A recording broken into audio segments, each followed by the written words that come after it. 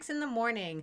Well, I hope that you have a wonderful vacation. Please stay safe on your travels, and we wish you the very, very best, and we hope you have a wonderful time. We are going to go ahead and get started. Hi, Drake. We are going to go ahead, and of course it's fuzzy, because why wouldn't it be fuzzy? I literally just fixed it, and then I had to get up to fix my fan, and it was like, no, we're going to make this harder for you. Okay, cool. All right.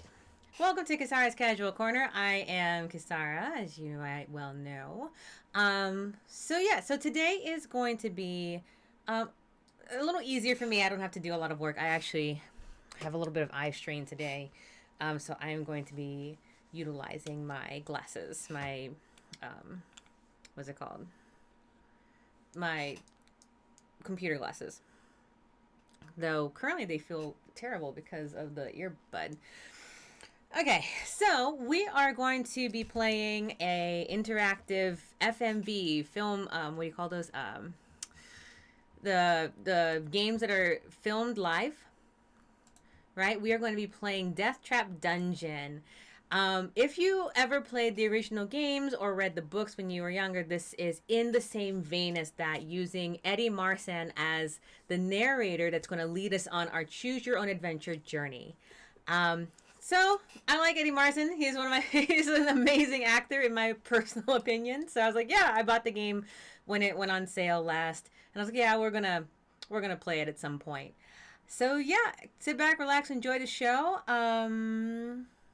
Yeah, that's basically it. So let's go ahead and do that. It requires a little different setup than I usually do. I'm also like struggling because today, for some reason, it is so hot. Yeah, they're blue light glasses. I have two. I have this one that's like a little bit stronger. I also use these for, these are Gunnar, or Gunner, I guess how you pronounce it. I use these for both the computer and for if I go out at night, like when I have night rehearsals or if I have rehearsals that are going to go into the evening. I'll use them too to protect my eyes from like those ridiculously bright lights that stupid cars have. So that's this one. And then I have my lighter ones, which are these, which I use for when I'm like working a little lighter. So I was like, I think I have a little bit of strain. I think I can get away with these. So I'll put these back so I don't smudge them too much. But yeah, they're blue light glasses. I've been working at the computer all day, so need to protect our eyes. It's also been incredibly hot. So you might hear me pause a little bit and like take my cooling cloth. It's like a towel that's wet, and I'll put it in front of a fan for like 30 seconds. You might just have to hold for me a little bit just because it's so warm. I am dying of heat. For those of you that are like in -1 degrees, or you were in -1, I would have loved that. That would have been great. I love that now. Give me -1 degrees. I'll take it. Hey, Chef Nutmeg, how are you? All right. I have I have my cooling cloth. Hopefully it stays cool enough. I might pause to go get like an ice pack. But I left them out by accident, and so they are back in the freezer. All right, so we are going to play Ian Livingstone's Deathtrap Dungeon. Yeah, let's go ahead and get started on it. I have actually never played the original games. I never read the original books. This is completely new to me. So for me, I am first time playthrough of any of this series that came out in the early 90s. I don't remember when it came out, but it's like, yeah. Late 80s? I don't know. It came out before. It has been told to me that this game kind of feels like second edition D&D. I'll take it. I just like the idea of having someone else do the talking for me. So we're going to go ahead, switch to game on, and we're going to start. First up, I have to... All right, the game starts right away, so that's the fun part about this.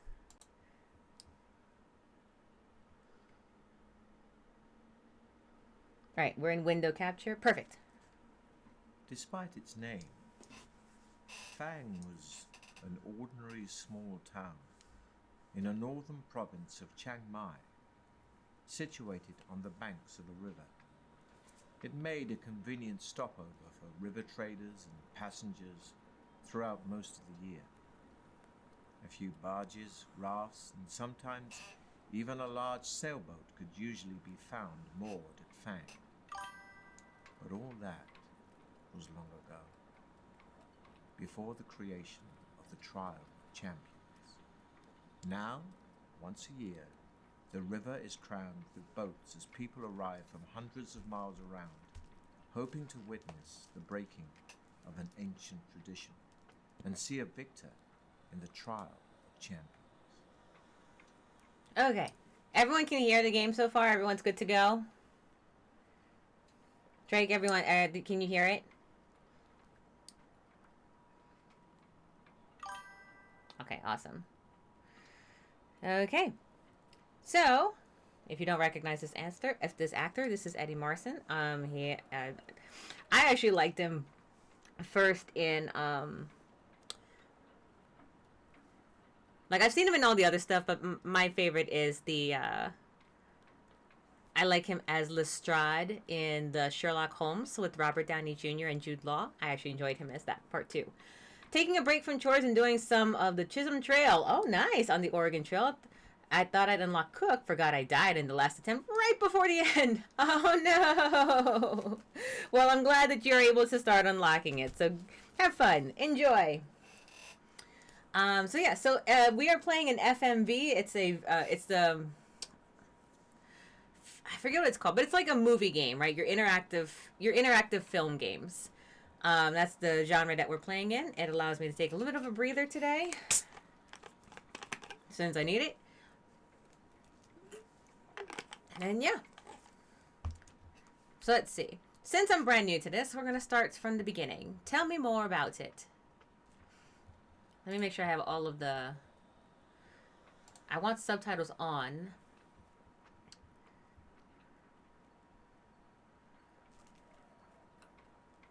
I don't think I want auto attack on. I don't know what that means, but we'll come back to that. Okay. So those are our settings. We have subtitles. I'm going to actually do it again. Now that we have it, I can hit this button. There we go.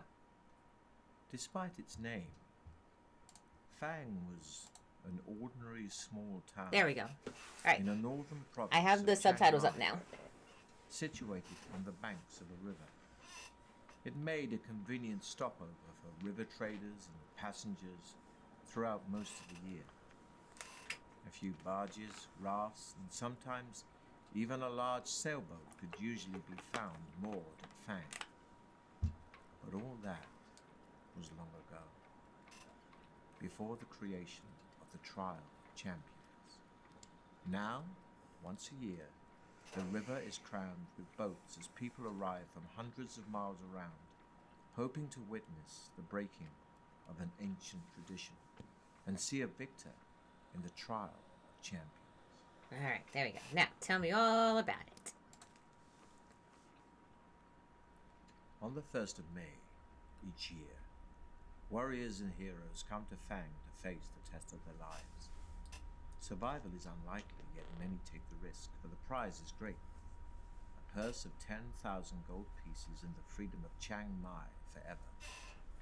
But to become champion is no easy task. Some years ago, a powerful baron of Fang called Sukhumvit decided to bring attention to his town by creating the ultimate contest. With the help of the townspeople, he constructed a labyrinth deep in the hillside behind Fang, from which there was only one exit. The labyrinth was filled with all kinds of deadly tricks and traps and loathsome monsters. Sukhumvit had designed it in meticulous detail, so that anybody hoping to face its challenge would have to use their wits as well as weapon skill. When he was finally satisfied that all was complete, he put his labyrinth to the test. He picked 10 of his finest guards, and fully armed, they marched into the labyrinth. They were never seen again. The tale of the ill-fated guards soon spread throughout the land, and it was then that Sukhumvit announced the first Trial of Champions. Messengers and news sheets carried his challenge, 10,000 gold pieces and freedom of Chiang Mai forever to any person surviving the perils of the labyrinth of Fang. The first year, 17 brave warriors attempted the walk, as it later became known. Not one reappeared. As the years passed and the trial of champions continued, it attracted more and more challengers and spectators. Fang prospered and would prepare itself months in advance for the spectacle it hosted each May. The town would be decorated, tents erected, dining halls built, musicians, dancers, fire eaters, illusionists, and every sort of entertainer hired, and entries registered from hopeful individuals intent on making the walk. The last week of April found the people of Fang and its visitors in wild celebration. Everybody sang, danced, and laughed until the day broke on the 1st of May, when the town thronged to the gates of the labyrinth to watch the first challenger of the year step forward to face the trial of champions. Having seen one of Circumvit's challenges nailed to a tree, you decide that this year you will attempt the walk. I will attempt the walk. For the last 5 years, you have been attracted to it, not for the rewards, but for the simple fact that nobody has ever yet emerged victorious from the labyrinth. Here's hoping we do. You intend to make this the year in which a champion is crowned. I want a crown. Gathering up a few belongings, you set off immediately. 2 days' walk takes you west to the coast, where you enter the cursed port, Black Sand.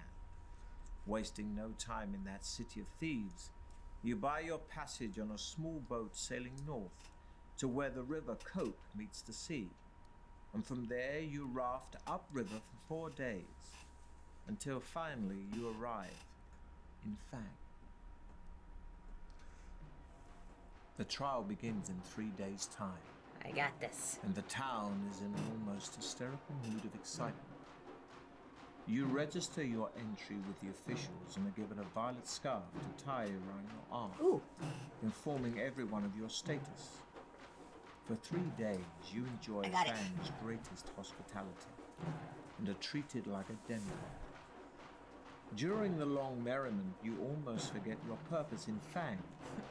But the evening before the trial, the magnitude of the task ahead begins to dominate your thoughts.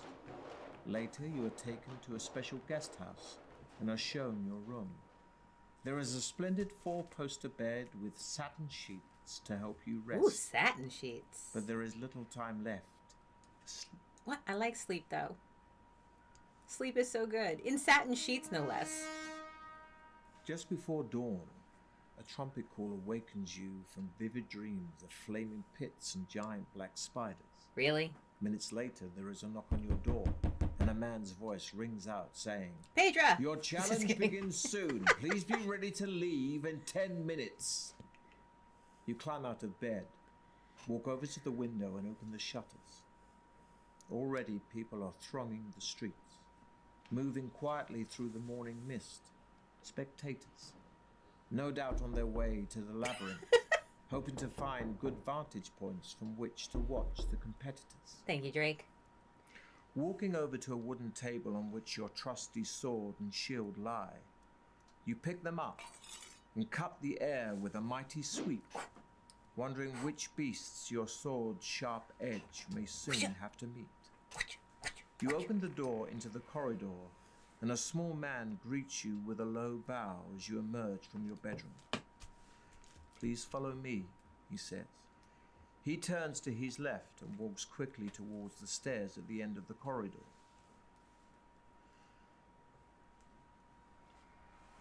Walking through a parting in the crowds, you see images. Baron Sittington himself, standing by the entrance waiting to greet the contender in the trial of champions.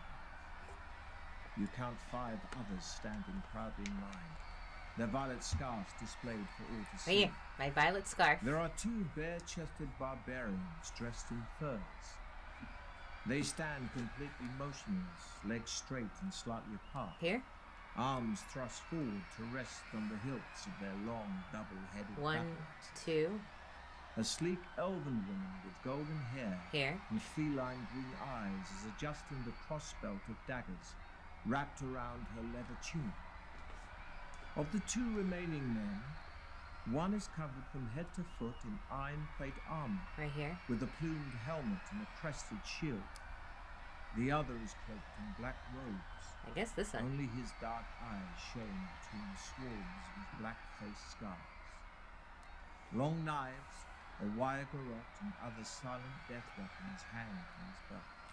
Yeah, I guess that's him. The 5 contenders acknowledge your arrival Aye. with almost imperceptible nods of the head, and you turn to face the exultant crowd for the last time. Suddenly, a hush falls over the crowd as Baron Suckenbit steps forward, holding 6 bamboo sticks. You draw one from his outstretched hand, and you read the word, "Fifth." Then the trial begins. The knight is first. He salutes the crowd before disappearing into the tunnel, and is followed half an hour later by the elf. Next goes a barbarian, and then the dark assassin. Next, it's your turn. My turn. But before embarking on your adventure, we must first determine your own strengths and weaknesses. What? I have no You such have things. in your possession a sword, I have a sword, a shield, and a backpack for carrying provisions for the trip. Right. You have been preparing for your quest by training yourself in swordplay and exercising rigorously. To see how effective your preparations have been, dice will be rolled to determine your skill. Of course it will be. Luck that... Really? Dice? Or, if you wish to begin your adventure immediately, you can choose between 3 ready-made adventurers. Oh, that's pretty cool.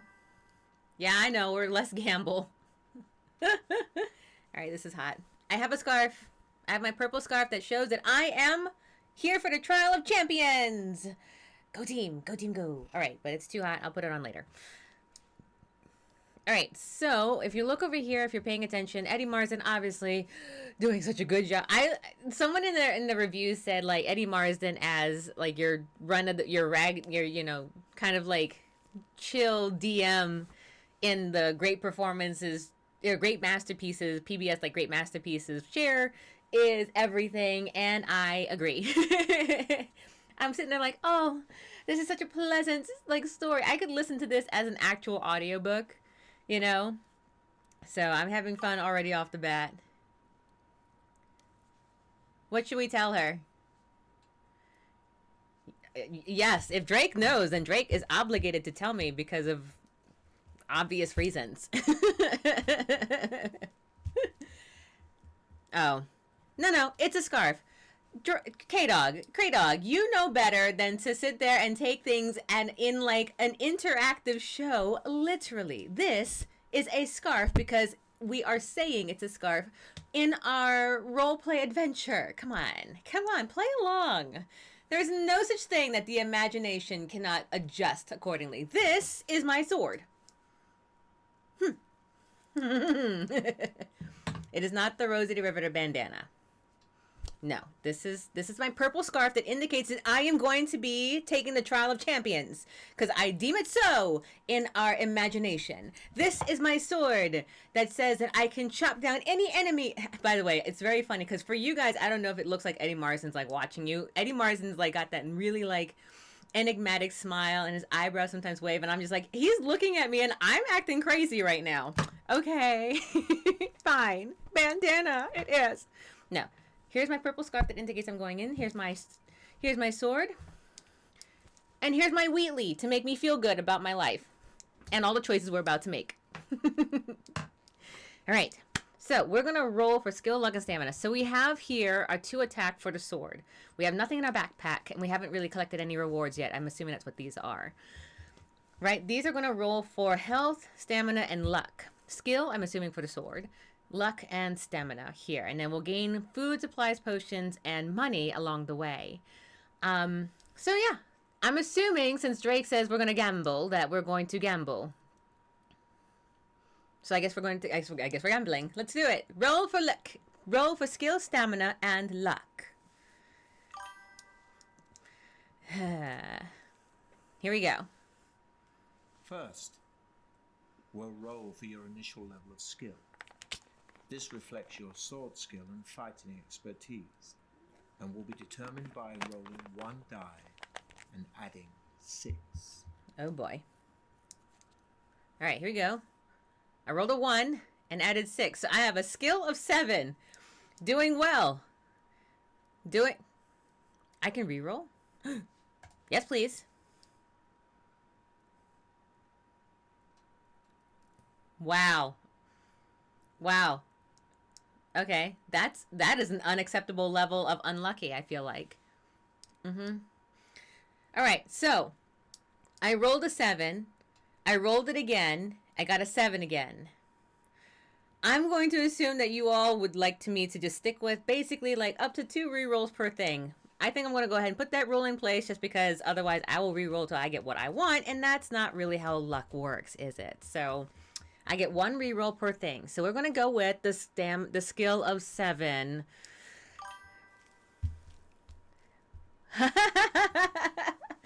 Pedro, welcome in. We are playing Ian Livingstone's Deathtrap Dungeon, an interactive video adventure. So this is not a game that you play, but it is a game that you make choices on, that you end up having to, how do you say it?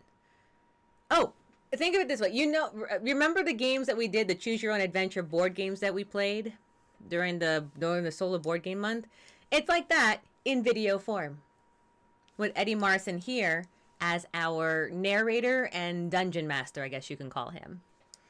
So yeah, also this game also available on the PlayStation 5 if you're interested in having an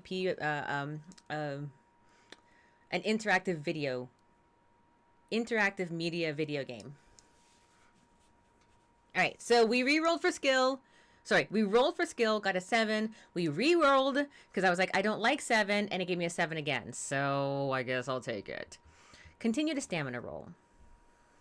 Next, we'll roll for your initial stamina, which represents your strength. So we don't like 7. Stamina score, the longer you will survive. All right, we want a high stamina. This will be determined by rolling 2 dice and adding 12. All right, we rolled 2 dice. I got a. Okay, we had a 5 and got it. Okay, we got a 17. If I get like 777, I swear. Okay, so I'm gonna reroll for a higher. I get 1 reroll. Good. All right, we have a 21. I like that number better than 17. 6, 7, 6, 7. All right, so we got our 1 reroll for the sword. We got a 7 twice. We rerolled for this one, got a 21. So now we're gonna roll for luck. Next, we'll roll for your initial luck, which represents how lucky an adventurer you are. Luck and magic are facts of life in the fantasy world you're about to explore. This is determined by rolling 1 die and adding 6. Why is he being so ominous? Okay, I got a 10.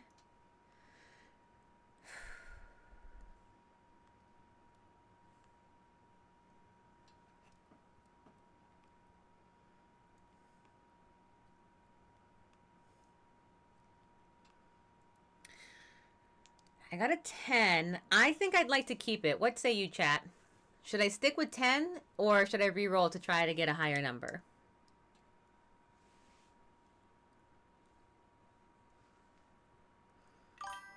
All right, 10 it is.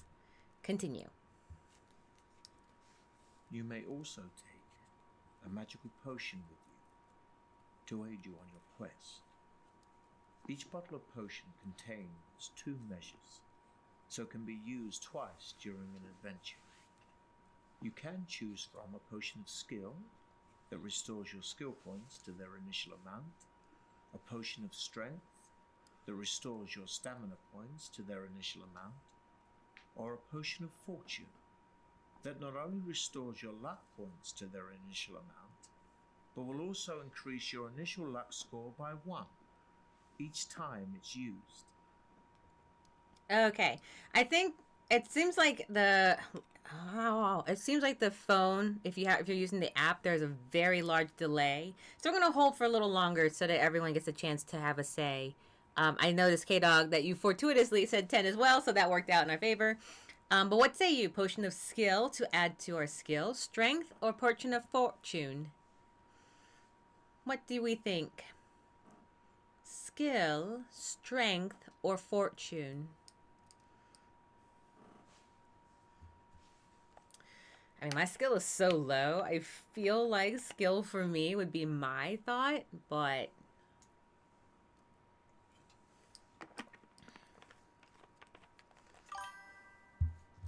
oh, you got to get going? You are so welcome. We hope that you have a wonderful trip. Have a great vacation. We look forward to seeing you come back safe and sound. But in the meantime, please, please, please, please, please have a grand old time.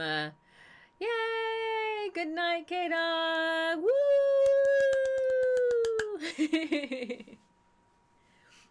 Yes, we will see you again soon. All right, so strength, fortune, or skill?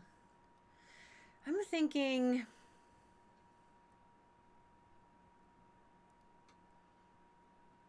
You know, I was about to say I'm thinking skill, and of course Drake has to say something. And I was like, you know what? Of course he's going to take fortune. Fine, we'll take fortune. No more choices for you guys. Before you begin your quest, you are given enough provisions for 10 meals. When you eat a meal, your stamina score will increase by 4 points. But don't forget, your stamina can never exceed the initial amounts you've just set. You have a long way to go, so use your provisions wisely.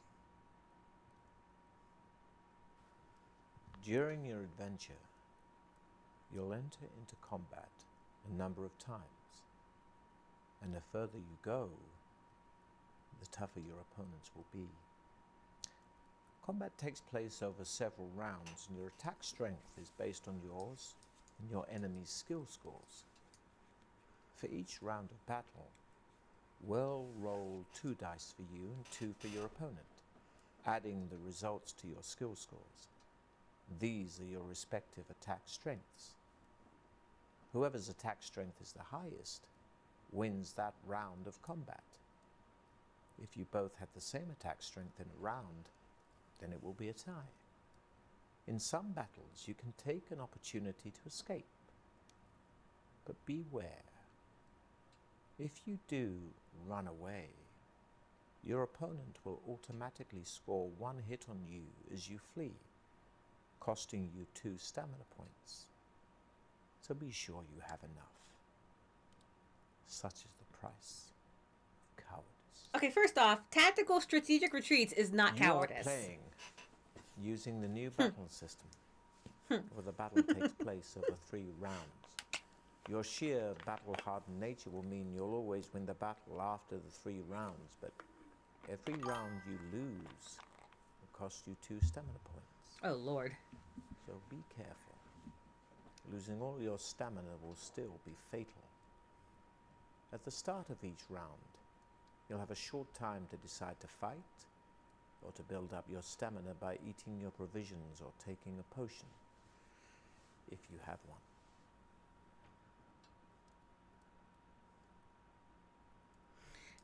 I just realized he plays in the movie I haven't seen yet.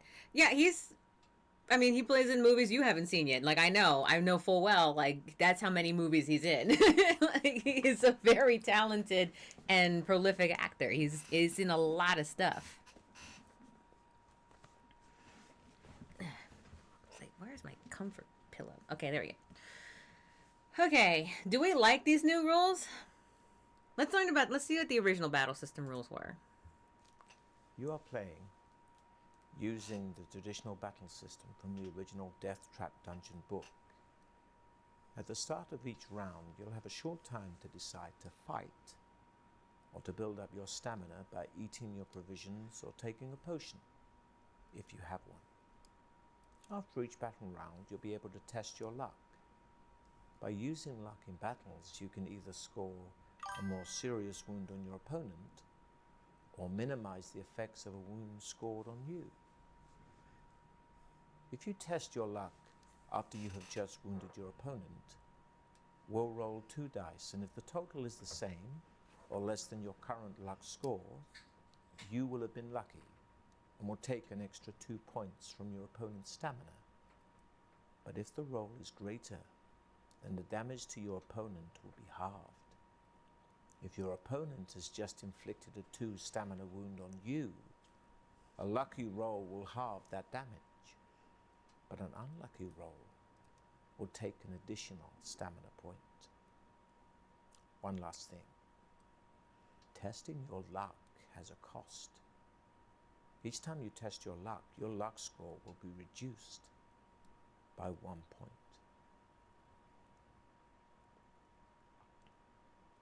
Okay, so in the old system, you have a little bit more of a preparatory stage to kind of plan yourself, get yourself prepared, use your provisions, use your potions, and all that kind of stuff in that. And then you have a test your luck feature that we can use up to, it seems like 10 times, assuming that I don't have a luck potion to re-increase that. The other one has a 3-round system where you... Okay. Okay.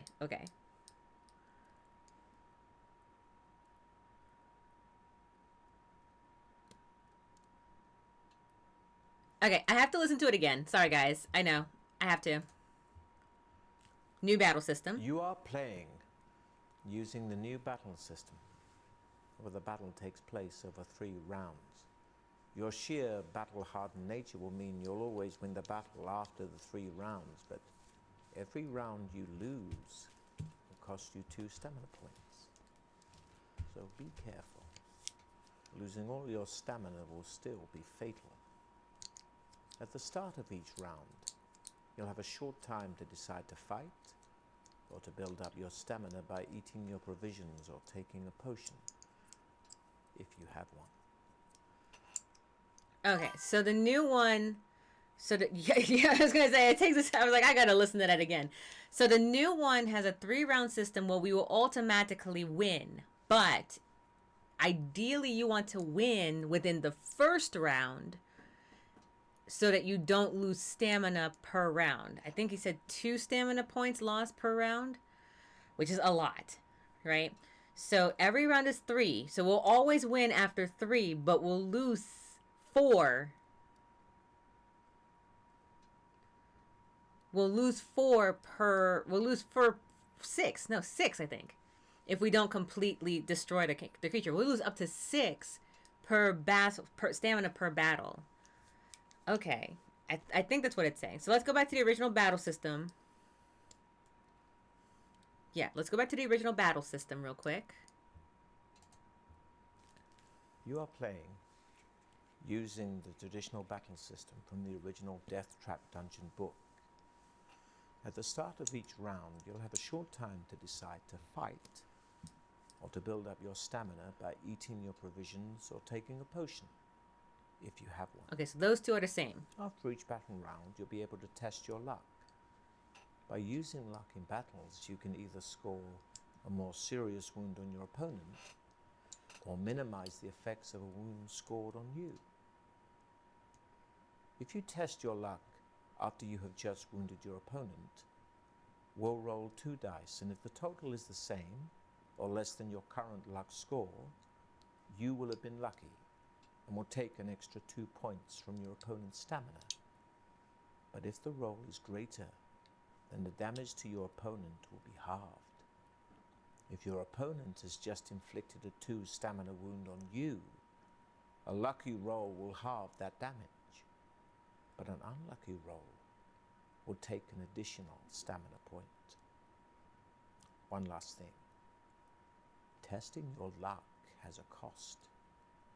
Each time you test your luck score will be reduced by 1 point. Okay, so the old system has the test your luck feature. So the rounds will go until you defeat the monster or whatever, right? It doesn't seem like you'll get a stamina damage like the other one does per round lost. So, new battle system, 3 rounds total, lose stamina every round you have to keep going for.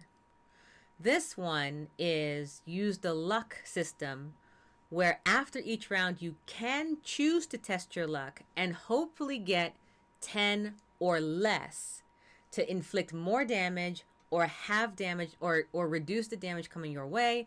But if I get greater than 10, then I will get more damage done to me or less damage on my opponent. And it will reduce by 1 every time I use it. So I have up to 10 times that I can use it. But each time the number lowers, I have a greater and greater chance of losing my luck.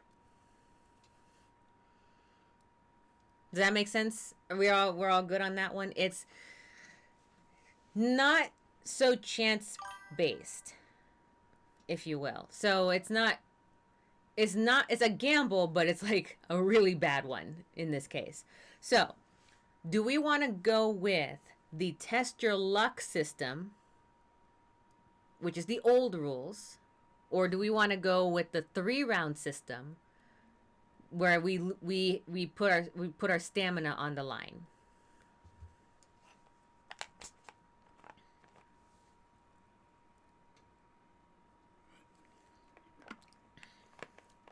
The test your luck one actually sounds harder. Because we stuck with 10, I think we actually are at a disadvantage in that one. Just based on the numbers alone, I would say the new battle system is more advantageous to us. But you never know. What say ya? Yeah, ruminate. Ruminate.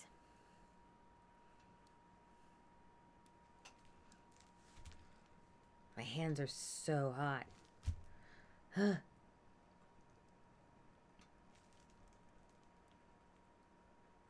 Okay. Before we choose... Okay, Paige says to the new system. That's totally fine. I'm good with that. Before we continue, I'm going to go run and get my ice pack out of the freezer. I will be right back. So I'll actually leave this here so that people know what's going on. Actually, I'll play the new system and I'll be right back. Back to new battle system. You are playing using the new battle system, where the battle takes place over 3 rounds. Your sheer battle-hardened nature will mean you'll always win the battle after the 3 rounds, but every round you lose will cost you 2 stamina points. So be careful. Losing all your stamina will still be fatal.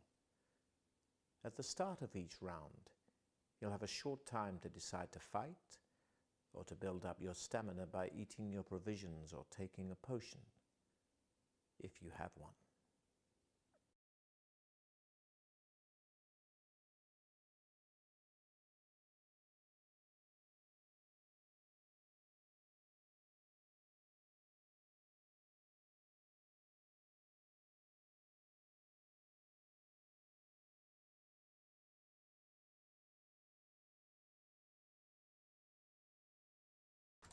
That's so much better. All right, we're going to the new system.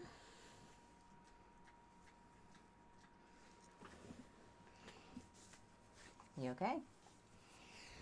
All right, so play using the new battle system. Now it is your turn to salute the crowd. Holding your violet scarf aloft, Ooh. you take one final deep breath of cool, fresh air before turning to pass between the stone-pillared gateway into circumvent's corridors of power to face unknown perils in the walk through the mighty Baron's Deathtrap Dungeon.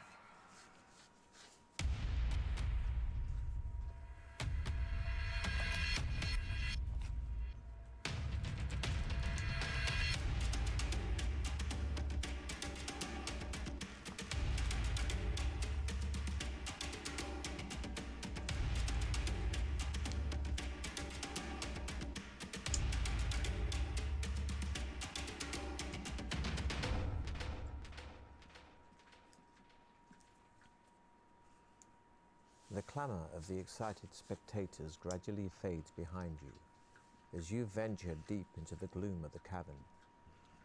Large crystals hang from the tunnel roof at 20-meter intervals, radiating just enough soft light for you to see your way.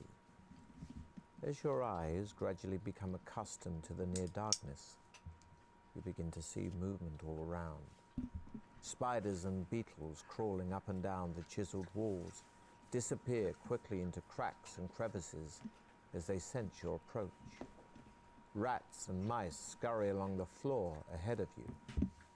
Droplets of water drip into small pools with an eerie plopping sound which echoes down the tunnel. The air is cold, moist, and dank. After walking slowly along the tunnel for about 5 minutes, you arrive at a stone table standing against the wall to your left. On it, there are 6 boxes, one of which has your name painted on its lid. Okay.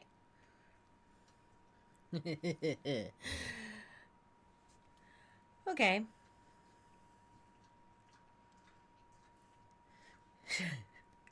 Should we free run and hope in the box and hope it's not like a mimic of some sort? I'm in a free run mood. You know what? I'm in a free run mood. I'm enjoying season 2 very much. I loved season 1.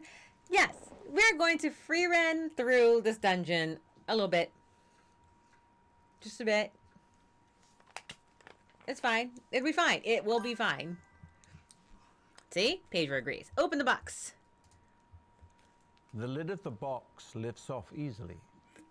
Inside you find 2 gold pieces and a note written on a small piece of parchment addressed to you. After placing the gold in your pocket, you read the message, which says, "Well done. At least you had the sense to stop and take advantage of the token aid given to you. Sweet. Now I can advise you that you will need to find and use several items if you hope to pass triumphantly through my Deathtrap Dungeon. Signed, Succumbit." Yay! Good place. Memorizing the advice on the note, you tear it into tiny pieces and continue north along the tunnel, where you come to a junction. A white arrow painted on one wall points west. On the floor, you can see wet footprints made by those who entered before you.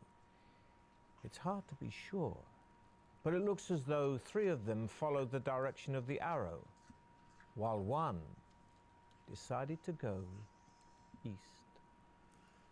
Okay, so 3 went west and 1 went east. And interestingly enough, all 4 of them seems to have passed by the box before us. Meaning that we were the ones that opened the box first, it seems like. And we're the only ones that got the notice.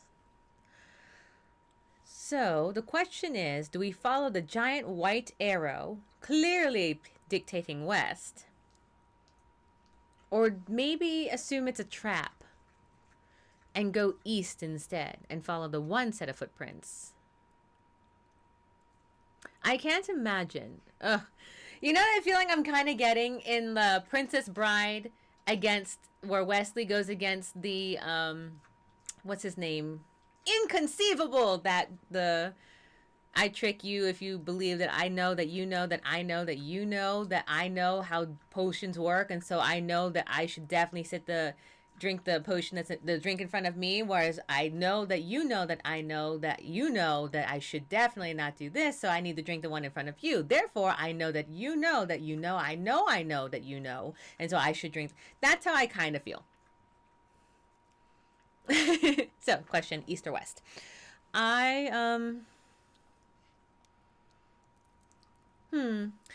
By the way, if it seems like I'm like stalling for time, it's also because I know that there's like just enough of a delay between like different apps and stuff like that. Twitch versus the Twitch computer versus Twitch in the app, which is like longer. So just making sure that we're all able to kind of choose. Otherwise, after 30 seconds, I will make the decision myself. Just kind of heads up as to so that things can keep moving forward. I'm thinking.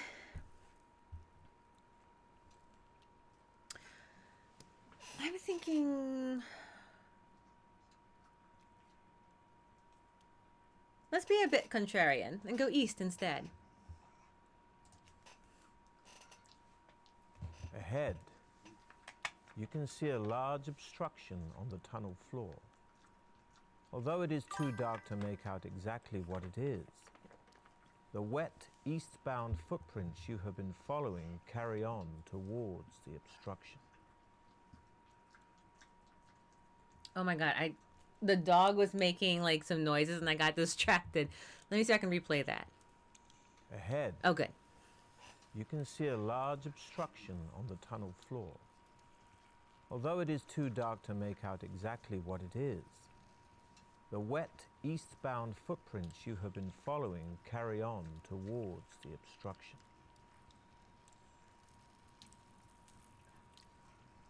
Okay.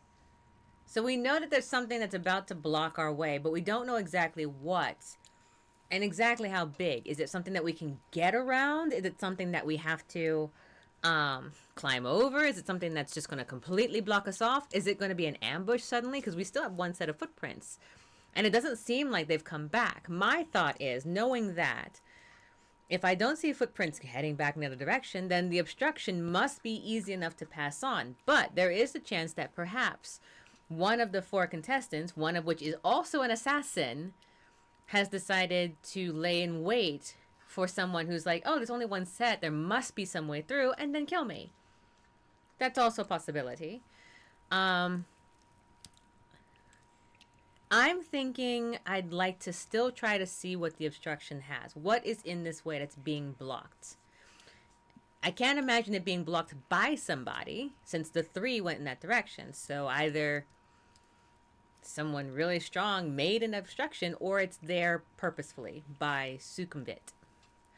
So my thought is we're going to continue to the east, toward the obstruction. By the way, while I'm chatting about all these things and what I'm thinking and what my choices are and what I might actually end up doing, if you end up interrupting and say, actually go this way instead, we will take your advice and we'll go your way instead. That is totally fine. Like I said, this is all me thinking out loud to both eat up time and also to make my decisions. But if you interrupt and you're like, you know what, actually we can go there, you all will get to have that say. Just kind of keep in mind, just something to think about. So we're going to continue to the east. You see that the obstruction is a large brown boulder-like object. You touch it with your hand and are surprised to find that it is soft and spongy. Interesting. Soft and spongy.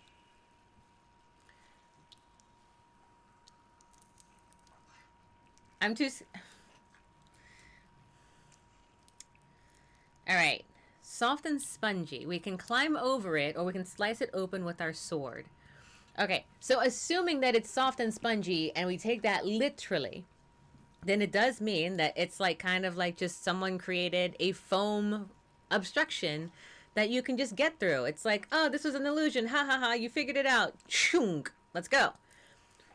Or is soft and spongy meaning that maybe it's a large obstruction, a boulder that has like some sort of life behind it, like a stomach. And if I slice through it, climb up. Okay, we have climb over it. You clamber onto the soft boulder, half expecting to be engulfed by it at any moment. Getting over it is difficult, as your limbs sink into its soft casing, but eventually you manage to struggle over it, relieved to be back on firm ground. You press on east, where the tunnel makes a turn to the left and heads north for as far as you can see. The footprints you are following start to peter out as the tunnel becomes gradually drier. Soon, you are beyond the dripping roof and the pools on the floor.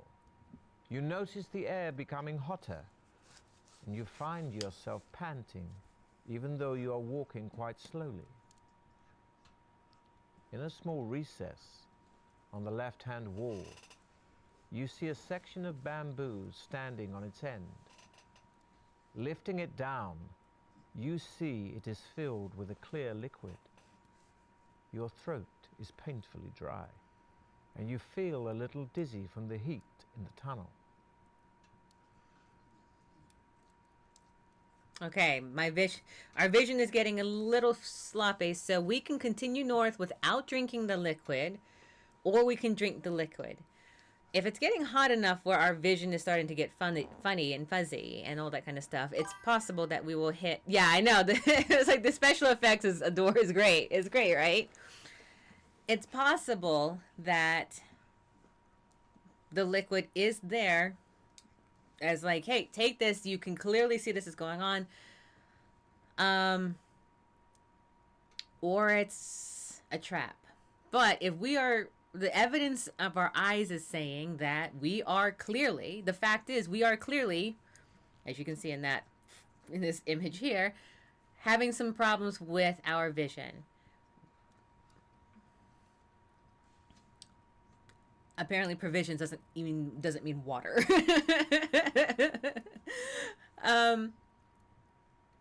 I think we should drink the liquid. I think we should try it, or at least sniff it, maybe. This smells like nothing. Cool. All right, arsenic it is. All right, let's drink the liquid. The water in the bamboo pipe is welcomely refreshing and adds 1 stamina point. It also contains a magical solution, which will enable you to be exposed to melting point temperatures without harm. Discarding the bamboo, you start off north again, in good spirits. You find yourself dripping with sweat as the temperature continues to rise. As you struggle on, the heat intensifies until it becomes so unbearable that you feel yourself begin to pass out. Although the temperature in the tunnel is higher than you could normally tolerate, the liquid from the bamboo pipe keeps you alive, and mercifully, after a few moments, the temperature drops rapidly and soon feels almost cool again. On the left-hand side of the tunnel is a closed door. It has a small iron plate in it, which looks like it might slide open. All right. Pedro at the last second before it said, don't drink it, don't drink it. But it turns out I was right. We lucked out. If I had listened, we would have died. I'm pretty sure. Like, there would have been an intolerable amount of heat, and we would have burned up with no tolerance. But fortunately, because we did in fact drink that liquid, we actually survived all of that, and we got a magical potion that let us tolerate heat. So we're in good spirits. We're doing pretty good. We even got a stamina back, though we hadn't lost any stamina, so that's why our number is still 21. You want to slide? Try to open the door. Try to slide the iron plate. Okay, Drake says we're going to try to slide the iron plate.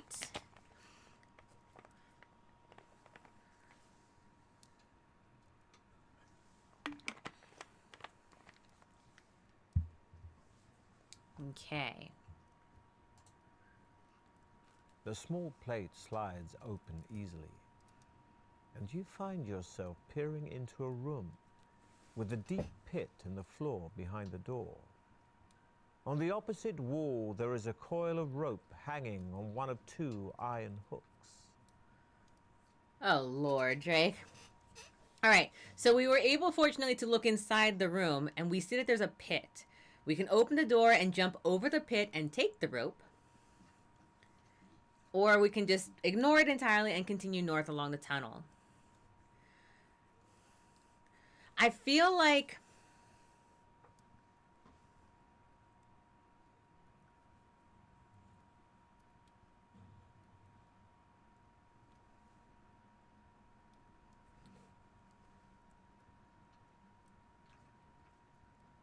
I was like, what's the dog doing? I feel like...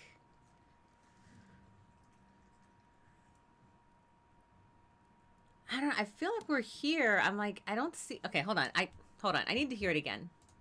The small plate slides open easily, and you find yourself peering into a room with a deep pit in the floor behind the door. On the opposite wall, there is a coil of rope hanging on one of 2 iron hooks.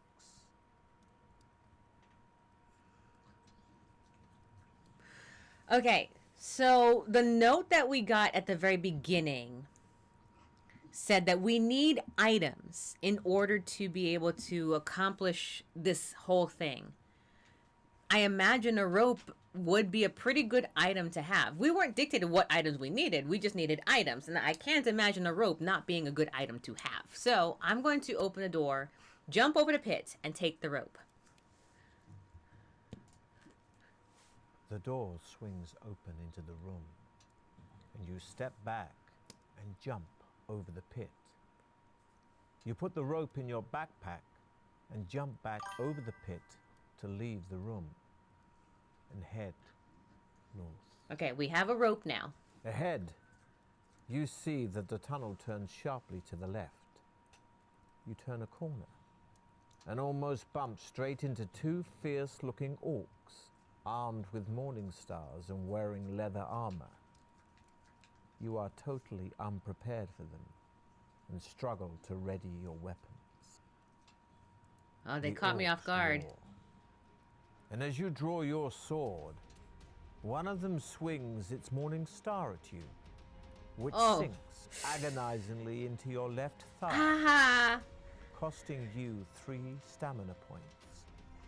You stagger backwards, but manage to regain your balance in time to defend yourself. Fortunately, the tunnel is too narrow for both orcs to attack you at once, so you fight them, one at a time. Okay, before... Oh! The orc is strong, but slow. Turn off auto and attack. you're able to strike hard with your sword. Okay, so just in case you didn't see what I had done, I went to my settings. I noticed that there was a countdown before the attack. That's what it means by auto attack. So subtitles you can turn on in the settings. Auto attack means that you don't have to rush to get your stuff there. So we can now, so that's 1 round done. Yeah, at least I know. At least the first attack was like on point. Like, oh my god, we're going to.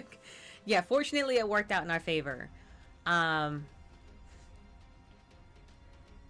Okay, so I turned auto attack off. We could eat provisions, but I don't really see any reason to at the moment. So we're gonna go ahead and attack. Your shield protects you from the orc's frenzied attack. Awesome. While you're able to hack at its leg. All right, so far so good. We'll attack one more time. This is the 3rd round. You raise your sword to parry the attack, and are able to kick the orc hard in the stomach. The first orc slumps lifeless to the floor, so you turn your attention. Okay, we got some good rolls on that one. Okay.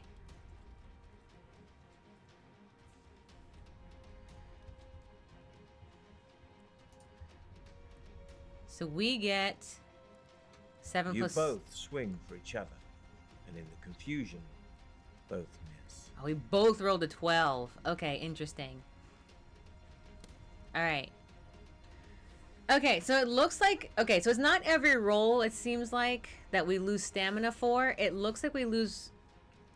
If the... I don't know. I feel like I'm missing something when it comes to the stamina loss, but maybe it's just me. Alright, we're going to attack again. The orc is strong, but slow. Oh, we got and it. You're able to strike hard with your sword. Alright, we attacked and we success. Oh, maybe it was every round that you don't succeed in, you lose 2 stamina points. Maybe that's what it was. And maybe I just missed that part of it. Because we haven't lost stamina per round. We're in round 5, right? This is our last round here, but we haven't lost any stamina points. So I think it's every round that we've lost, but we haven't lost anything yet. So we're good. Your shield protects you Oh, from yeah, the we're orc's frenzied good. attack, while you're able to hack at its leg. Inside one of the orc's pockets, you find 1 gold piece and a hollow wooden tube. You put your findings in your backpack and set off west. As you walk along, droplets of water again start falling from the tunnel's ceiling. Heading west, you see wet footprints made by the same boots that you followed earlier. They lead to a closed iron door in the right-hand wall of the tunnel, but do not seem to go any further. Okay, so the footprints of whoever we followed into the east have gone to the door, but that doesn't seem, that's it. They seem to stop there. Interesting.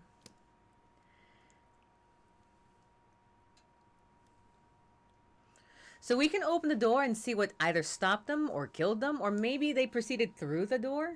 I can't really tell. It says, he says that they didn't continue further. I'm gonna replay.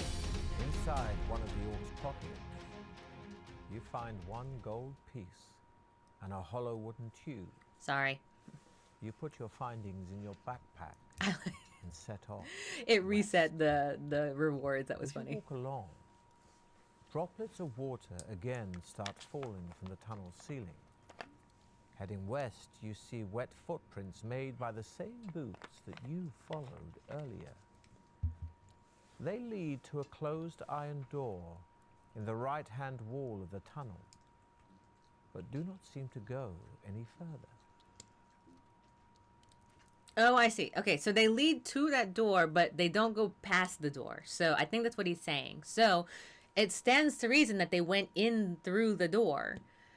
So we could try and follow them and see where they've gone. We don't know who has gone this way. We just know it's the same footprints as before. It could be any of one of the four that preceded us.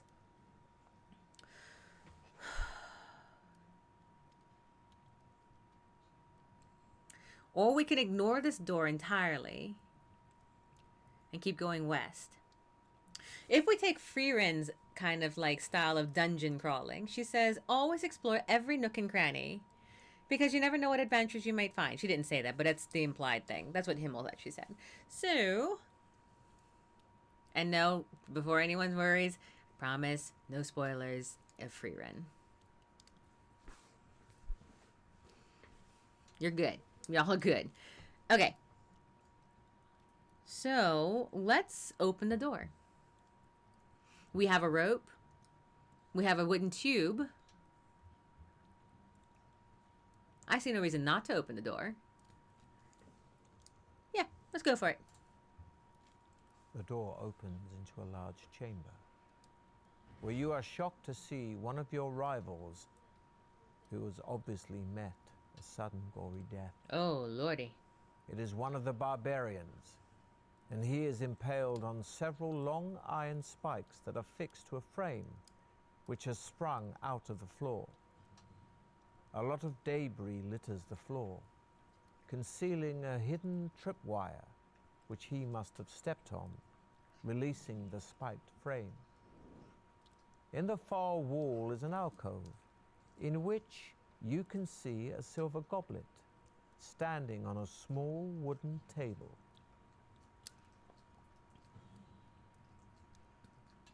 Okay, as silly as this might... Okay.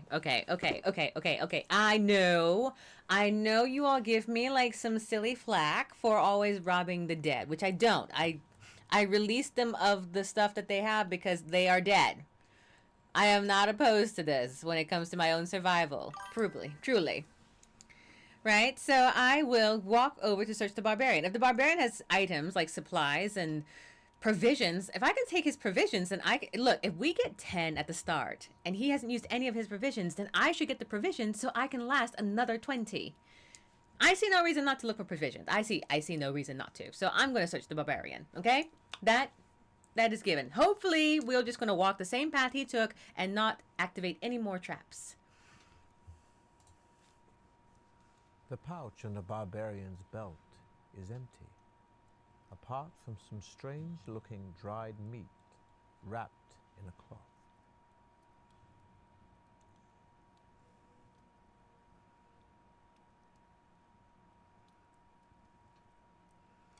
Okay, so if we eat the meat, maybe it's provisions that they needed that could give them stamina, and I could use the extra one without using my own stamina portions. I say we eat the dried meat. I say we eat the dried meat.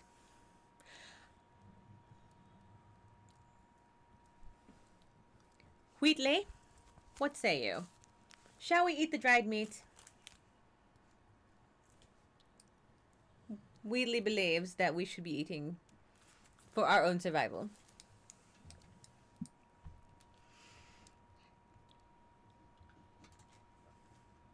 The meat contains herbs which increase your strength, adding 3 to your stamina score. Hey, see? Now we're back to 21. And I didn't have to use any provisions. Now, as for the alcove. In the alcove is that silver goblet. Right? It's a silver goblet. I personally believe that there are more traps approaching that goblet. I see no reason why there should be only one trap to the goblet. But I'll give it an extra 20 seconds.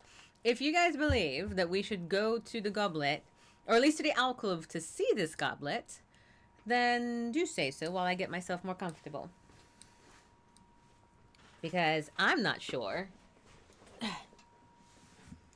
I really need to get another seat padding. My chair is missing, like needs some more padding. And my legs are really sore from the workouts this week.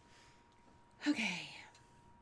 Now, I guess the question would be, do I believe that the silver goblet is an item that we would need in order to survive this dungeon, like the letter said? I'm not sure. I don't think so. Doesn't seem like it should be. It's a goblet. What could it possibly add to it? But it is our first playthrough, and curiosity does kill the intrepid adventurer. So I guess we're walking over to the goblet. You walk slowly over to the alcove, carefully checking the floor for any more hidden traps. You see that the goblet contains a sparkling red liquid.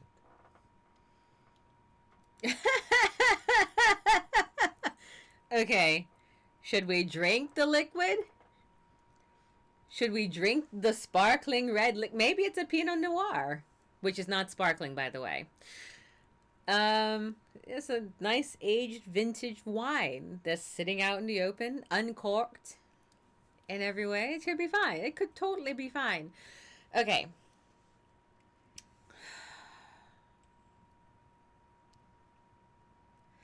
Okay.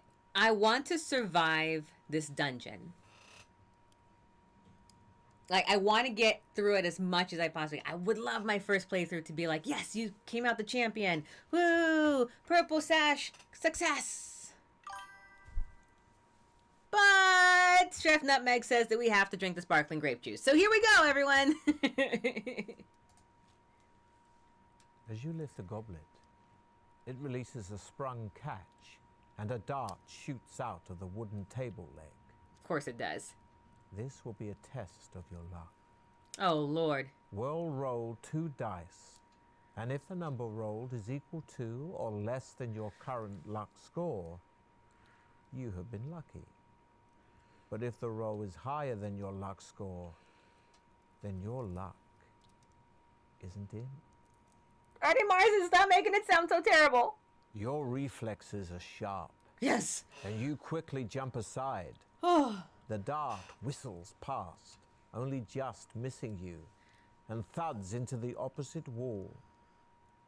You see the goblet lying on the floor, and the red liquid running away in rivulets over the grey stone.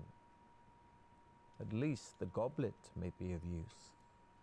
So you put it in your backpack, leave the chamber, and continue west. The passage soon leads to a junction, where you notice more footprints on the floor, possibly as many as 3 pairs, heading north from the south passage.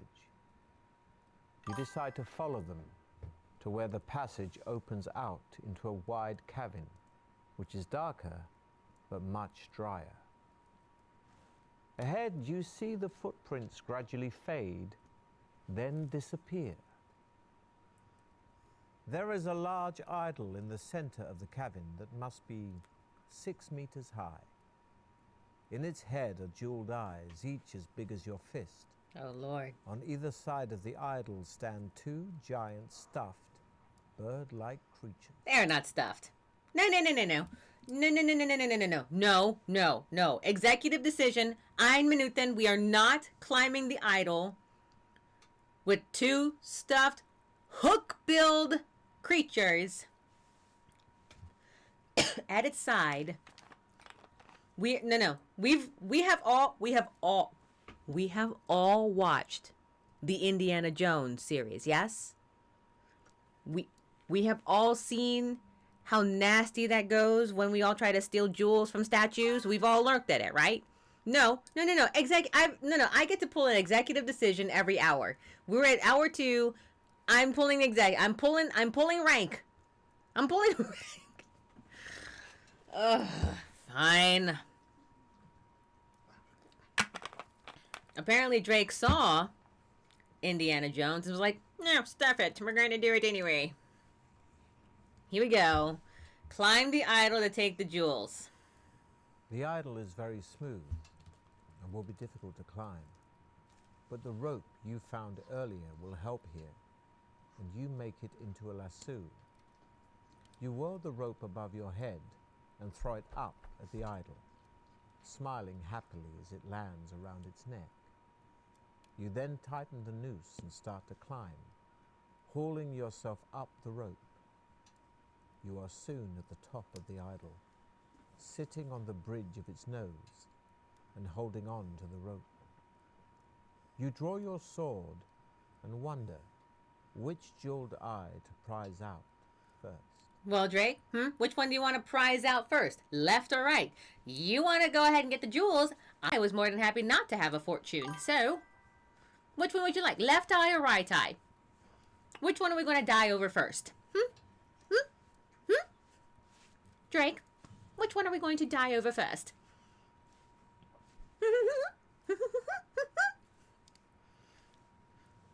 We all know that this is like Drake's thing. Like, this is one thing. Oh, no, Drake, come back. You have to make this decision. Which one are we going? Left eye or right?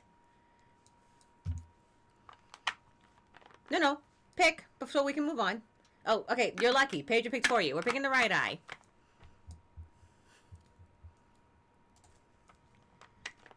You try to force the point of your sword under the emerald eye. Much to your surprise, the emerald shatters on contact, releasing a jet of poisonous gas straight into your face. The gas knocks you out, and you release the rope, bouncing down the idol and crashing onto the stone floor. Your adventure ends here. Are you happy? Are you happy now?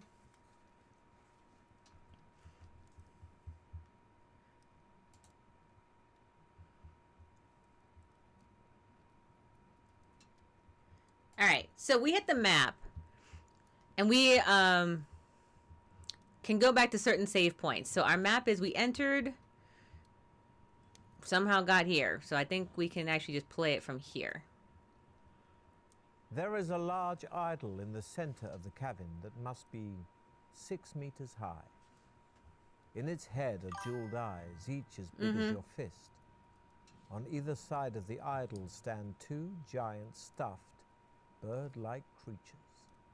I'm assuming you all would like to walk through the tunnel to the opposite wall, right? I'm assuming you've learned from your mistakes and you don't want to try that again. Yes? I'm assuming that you all are like, you know what? We've all learned. Hello. Hey, Shadow. Welcome in. We are playing Ian Livingstone's Deathtrap Dungeon. Of course, you want the left eye. An interactive video adventure. If you ever played Deathtrap Dungeon, which there are people that still stream it if you want to check out the original games for it. this is a video version of that with Ian Marsan as the narrator, our DM for tonight. Me, I haven't learned anything. Apparently neither has Drake. We're going to climb and go take the left eye instead. The idol is very smooth and will be difficult to climb. But the rope you found earlier will help here, and you make it into a lasso. You whirl the rope above your head and throw it up at the idol, smiling happily as it lands around its neck. You then tighten the noose and start to climb, hauling yourself up the rope. You are soon at the top of the idol, sitting on the bridge of its nose and holding on to the rope. You draw your sword and wonder which jeweled eye to prize out first. Apparently going with the left eye, since we're all lesson learners here. As you touch the idol's emerald eye, you hear a creaking sound below you. What? Looking down, What? you are shocked to see the two stuffed birds flying off. Flying off what? Their wings flap in jerky movements, but they are soon above you and look set to attack. You'll fight the flying guardians one at a time, but reduce your skill by 2 during this combat because of your restricted position. Oh, so now, remember when I said, hey, I don't think that those are actually stuffed at all, do we? Do we? Well, fortuitously,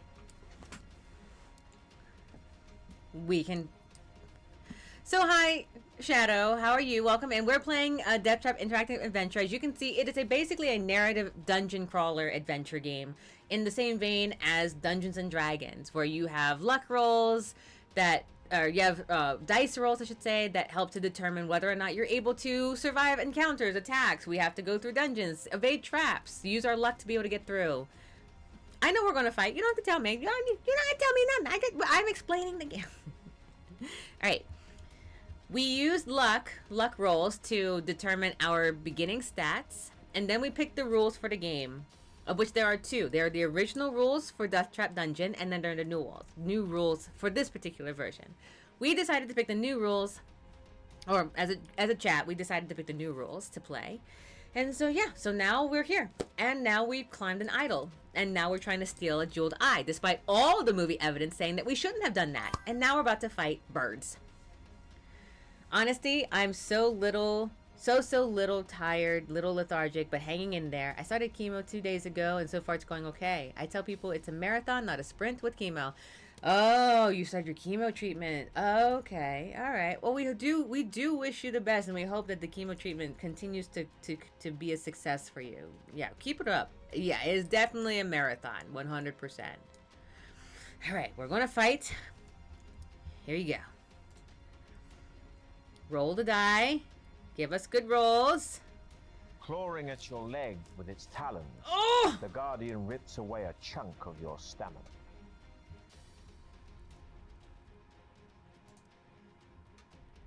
Come on, give us good rolls. Guardian snaps at you with its vicious beak. Oh my You god. parry, but the tip of the creature's beak sinks deep into your arm. We're gonna eat a provision. You quickly eat some provisions, increasing your stamina by 4 points. Alright, now we'll attack one more time. Come on, come on, come on, come on!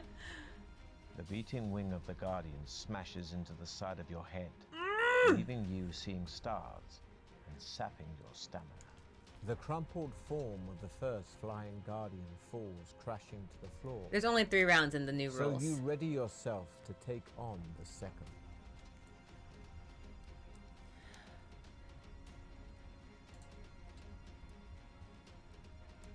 Come on. Clawing at your leg with its talons, Come on! the guardian rips away a chunk of your stamina.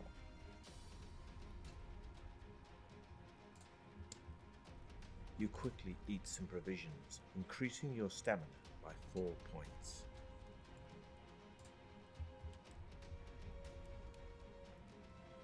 Oh! Snaps at you with its vicious beak. You parry, but the tip of the creature's beak sinks deep into your arm. Drake, this is your fault. Come on, give us something You're able good. to grab the wing of the guardian Finally. and send it crashing into the idol. It recovers, but you took some of its stamina. Your final swipe dispatches the second flying guardian. You look down and see the crumpled bodies of the two flying guardians lying motionless on the floor. You start to prize out the idol's emerald eye with the tip of your sword. At last it comes free, and you are surprised by its weight when it falls into your hand.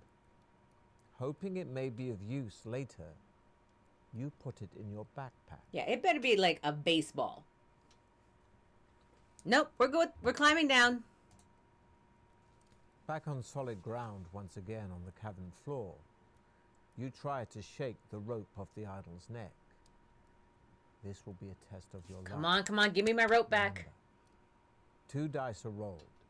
Equal to or less than your current luck score, you'll have been lucky. Higher than your current luck score, My luck score is 10. you have been unlucky. The lasso loosens itself. and you are able 9. to shake it free of the idol's neck. It falls to the floor with a loud clatter.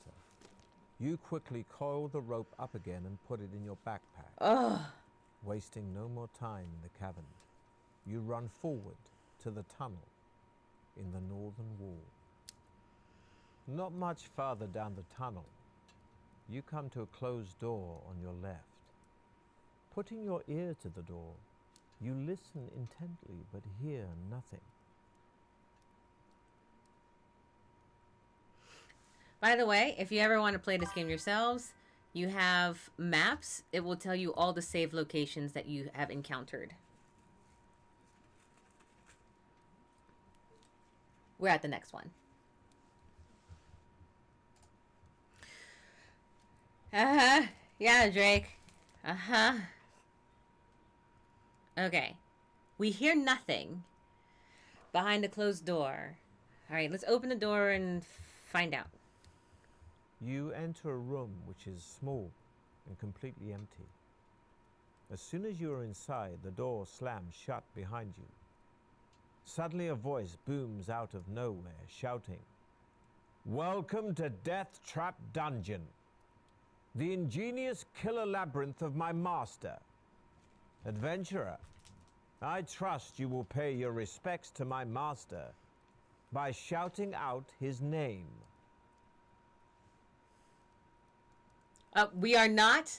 No, I am making an executive decision. We are not shouting, Sumkovit is a worm. We're not doing that. It clearly wants us to shout something happy about his master. I'm assuming. That seems right. I could be wrong. Maybe he's like, I'm sure, yeah, but I'm really stuck behind this door. I'm angry. Now, we're going to do Hail Sukumvit. You take a deep breath and shout, "Hail Sukumvit!" Once again, the mysterious voice calls out. Only this time its tone is full of contempt and derision.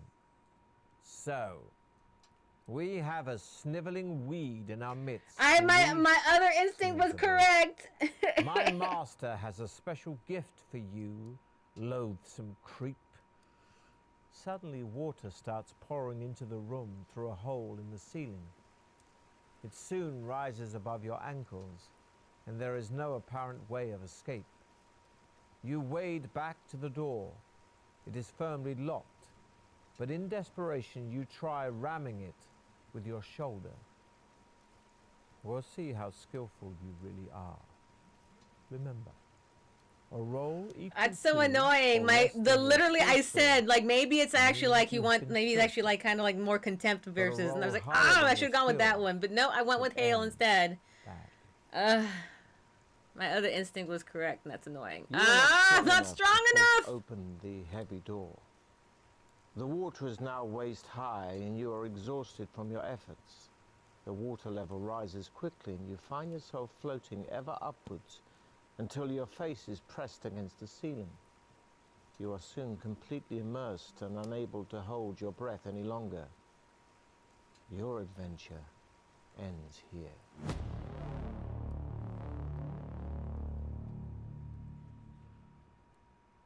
Yep.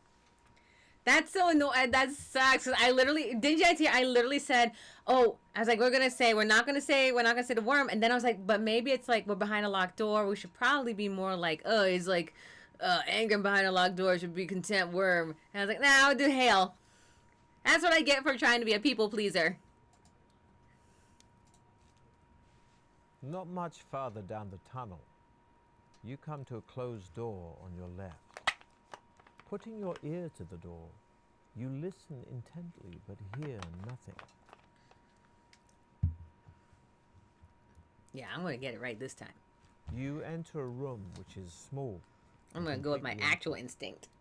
As soon as you are inside, the door slams shut behind you. Suddenly a voice booms out of nowhere, shouting, "Welcome to Deathtrap Dungeon, the ingenious killer labyrinth of my master. Adventurer, I trust you will pay your respects to my master by shouting out his name." Alright. Despite my better actions, the soooooo is a worm. You take a deep breath and shout, "Succumvit is a worm." Once again, the mysterious voice calls out, only this time, to your great surprise, in a far less threatening tone. Good. My master likes those who show spirit.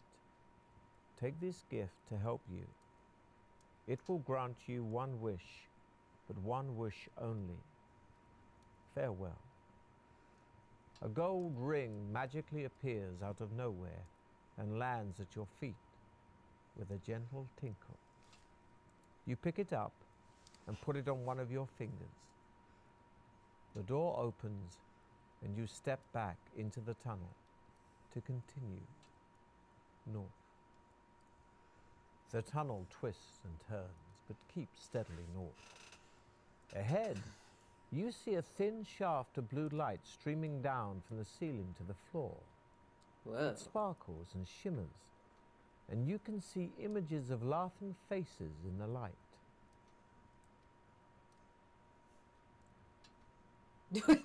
Do we walk through the laughing faces in the light or around it? I feel like this is a walk around kind of scenario. Drake wants me dead. Did I do something to warrant all of this? What did I do? What did I do to warrant any of that? Drake says walk through the light. Here we go. As soon as your head goes under the blue light, you hear the sound of muffled voices. The faces are no longer laughing, but have changed their expressions to one of despair and anguish. A young girl's sad face hovers in front of you, and she begins to whisper a poem. Transfixed, you listen intently, believing that she has a special message for you as she recites, "When corridor doth water meet, do not make a quick retreat. Take a breath and jump deep in, if your trial you hope to win."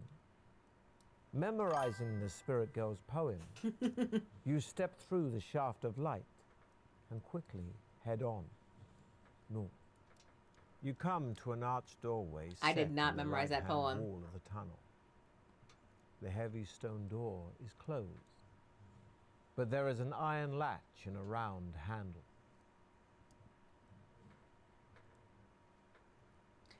I did. Don't think I forgot about you trying to make me climb and got me the wrong jewel just because you got this one right. Oh my goodness.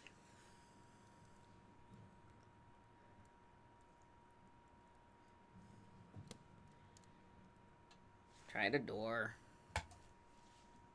Lifting the latch and pushing the heavy stone door open, you find yourself in a large cabin. The light is dim and murky, but as your eyes begin to adjust, you see that the walls are covered in green algae. and running with moisture. The floor is strewn with straw. The atmosphere is warm, damp, and fetid, and a soft humming sound fills the air. You step gingerly through the straw towards a corner of the cabin where there appears to be a shallow pit. Peering warily into the pit, you are disgusted to see a mass of pale, writhing worms, some as much as 1/2 meter long. Oof. Nauseated, you're about to turn away when you notice that their undulating bodies are swarming around a dagger. Its point held fast in a crack in the pit floor. The hilt is cased in black leather, studded with opals, and the blade is fashioned from a strange, reddish-black burnished metal you have never seen. Yup, that's choice. You long to touch the dagger, but this would mean plunging your hand in among the writhing worm.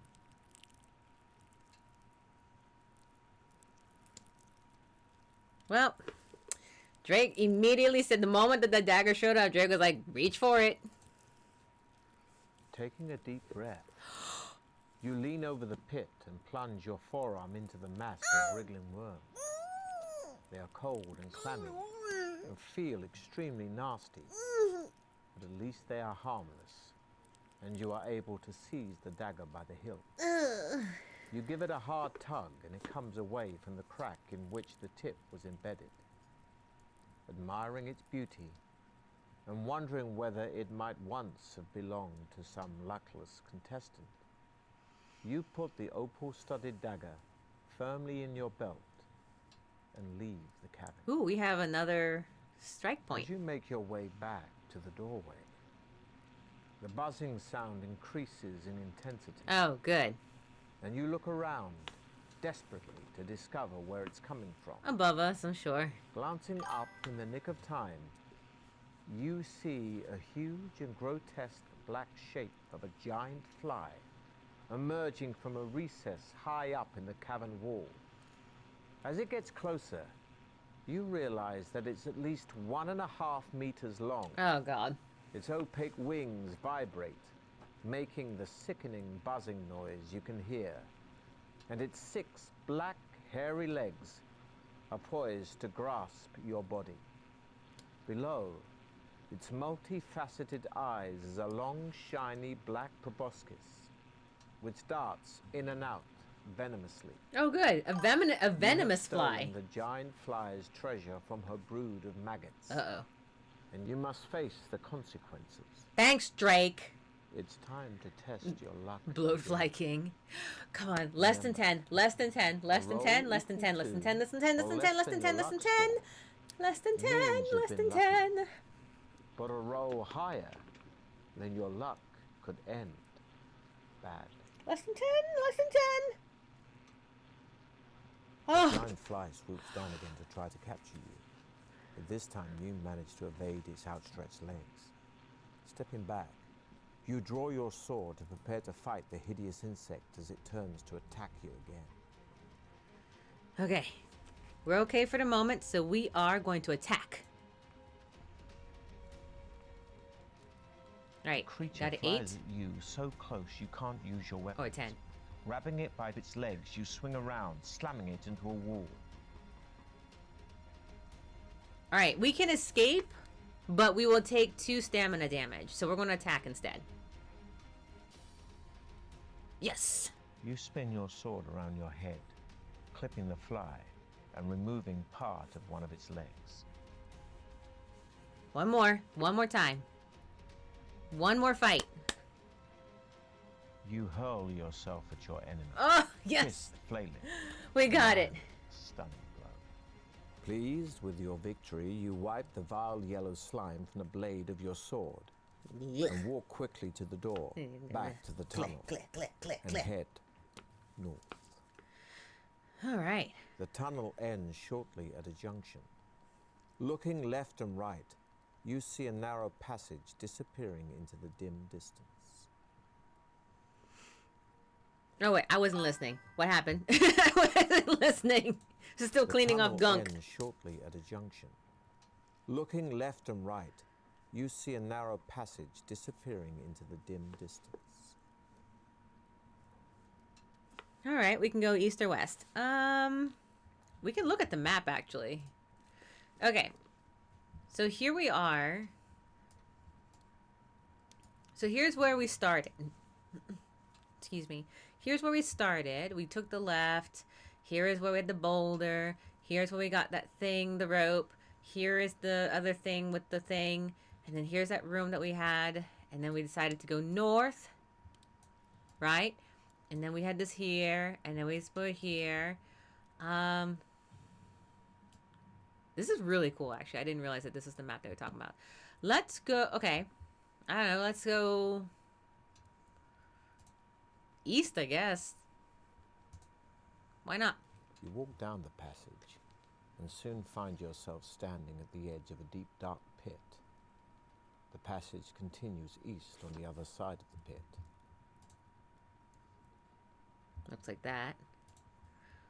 You think you could probably jump over the pit, but you're not sure. There is a rope hanging down from the ceiling over the center of the pit. Okay, so we can rope across. Or we can... Oh! We have options. Just kidding. Let's see. Throw your shield over the pit and jump after it. Jump over the pit carrying all my possessions. Or reach for the rope with your sword to enable you to swing across the pit. Honestly, that last one sounds pretty much like I actually want to do. Jumping over the pit with all my possessions seems like a terrible idea. I have a loss of possessions. I have quite a bit. I have lots of provisions, and I'm not losing my provisions. I'm not losing all the stuff in my backpack. You know?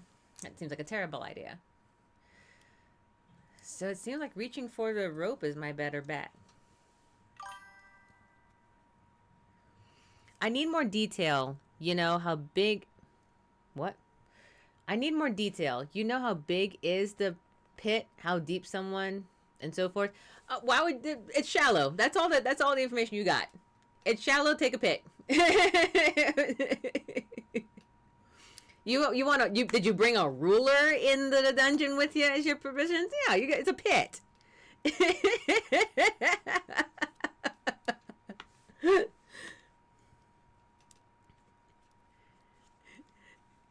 Yeah, like, you get that information if you also brought, like, a ruler. I know. Anytime you look away, I know.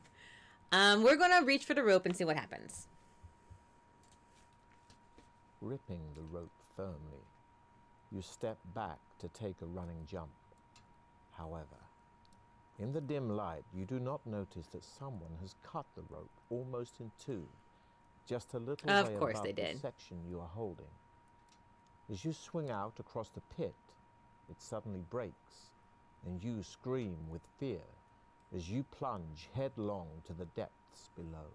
You land heavily on your back, but luckily your backpack cushions your fall, only costing you 1 skill point and 2 stamina points. Could have been much worse. Actually, that's true. It really could have been. The darkness is almost pitch black at the bottom of the pit, and you crawl along the floor, groping in front of you. Suddenly your hand touches something cold, hard and smooth. The object is small and round, but you cannot figure out what it is. You place it in your backpack, hoping to see what it is once you are out of the pit. You continue to crawl forward and soon reach the pit wall. It's too smooth to climb, and you have to cut hand and toe holds in it with your sword. This takes a long time, but finally you climb out of the pit on the east side. You immediately check out the object in your backpack and discover that you have found an orb of blood-red ruby. Huh. You are absolutely delighted and head off east in high spirits, whistling softly. The tunnel makes a sudden left turn and continues north, as far as you can see. You soon arrive at a closed wooden door in the left-hand wall. Chef Nutmeg says, success on the trail. Cook unlocked, nearly starved, was down to a cowboy chow, which you can't eat. And the gold coin found on the trail was worth 50. Oh, nice. But I got it. Yay! You can have a cook. There's an anime called, I read the light novel for it, actually. What's it called? In Another World with My Campfire Cooking Skill, I think. Hold on. I have it in my iBooks.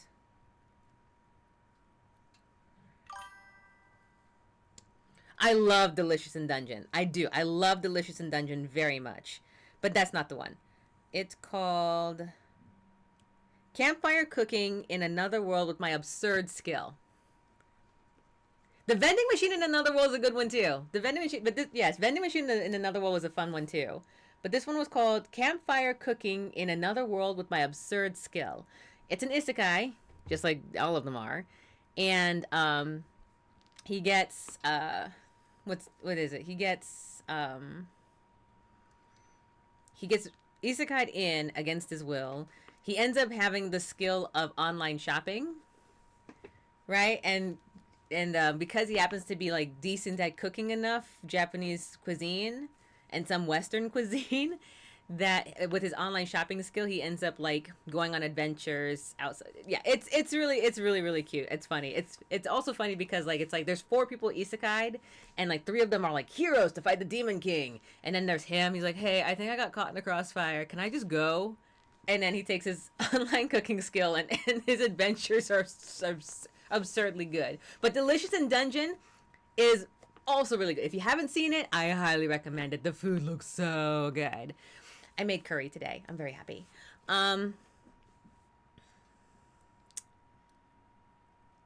Yeah, I'm looking forward to Delicious in Dungeon Season 2. I am. Very much so. Okay, what was I looking at? Okay.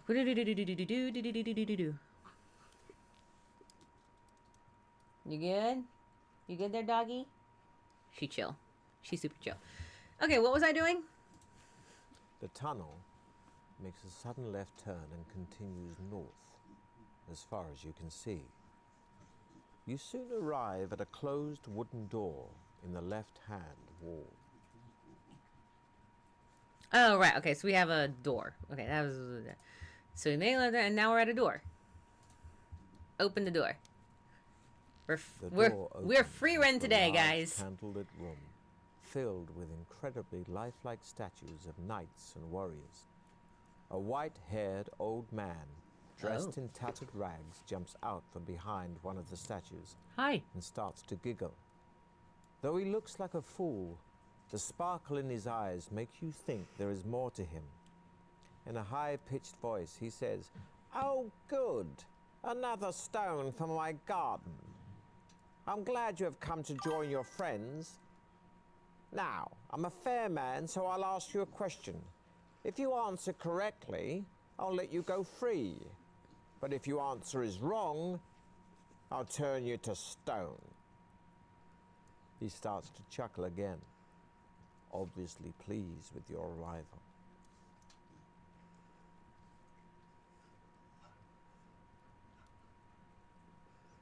Okay. Hi, vampire.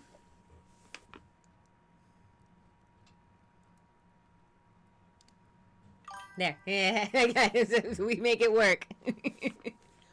Do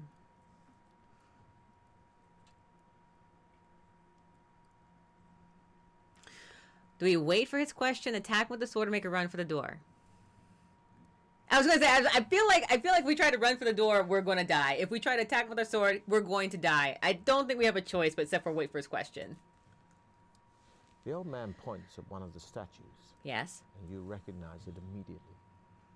It is the knight who started the trial of champions. Oh, the knight's gone. The agonized look on his face locked in stone for eternity. The old man smiles, saying, "This man weighs 100 pounds plus half his weight. How much does he weigh?" What will you answer? All right, math people.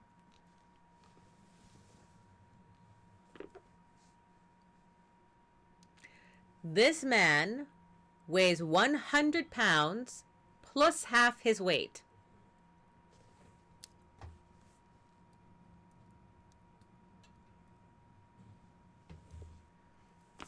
Would you like to answer 100 pounds? 150 or 200?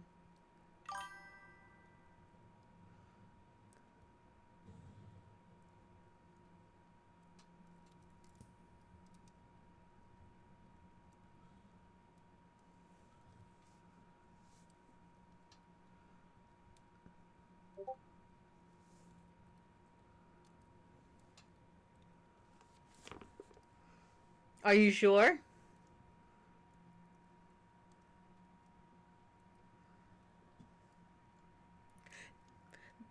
Cool. I was going to say, it's 200 pounds. Still smiling, the old man looks at you and says, "Well done, stranger. You have answered correctly. I wish you good fortune during the rest of the trial of champions. And to this end, I shall increase your powers." He then mutters a few more unintelligible words, and you feel a powerful surge soar through your body, increasing your skill, stamina, and luck by 1. You bid the old man farewell and leave his room to continue north along the passage. Only a few meters further down the passage, you see another closed door in the left-hand wall. The letter X is scratched into its center panel. Putting your ear to the door, you listen intently, but can hear nothing. Okay. I've been wrong. Confident but wrong. Yeah, it's the mathematical riddle for it is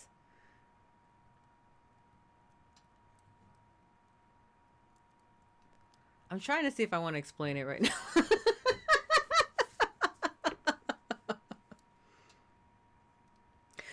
It's in the way the question is asked, honestly. Yeah,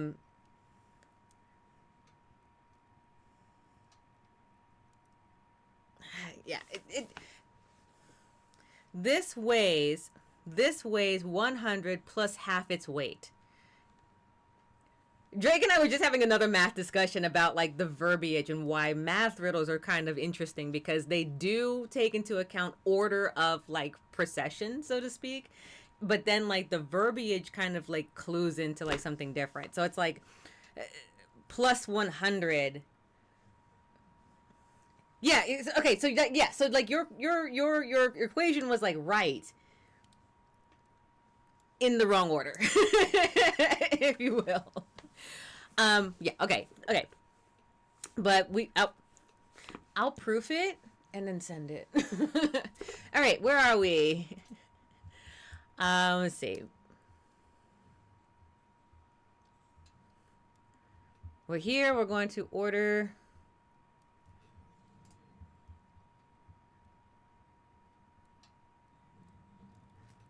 There we go. We're going to open the door. We're free run. We are free run today. Opens into a large room. Looking around, you see an alcove in the west wall. In the middle of the room, sitting in the chair, is the skeleton of an armed warrior, possibly a contestant from years gone by. Oh dear. The skeletal fingers of its right hand grip a crumpled parchment. This is feeling like this feels like the Legion from Fallout. Okay, so okay, so there's a okay, so so we can walk to the alcove, or we can take. Okay, it's clenched. It's there. Okay.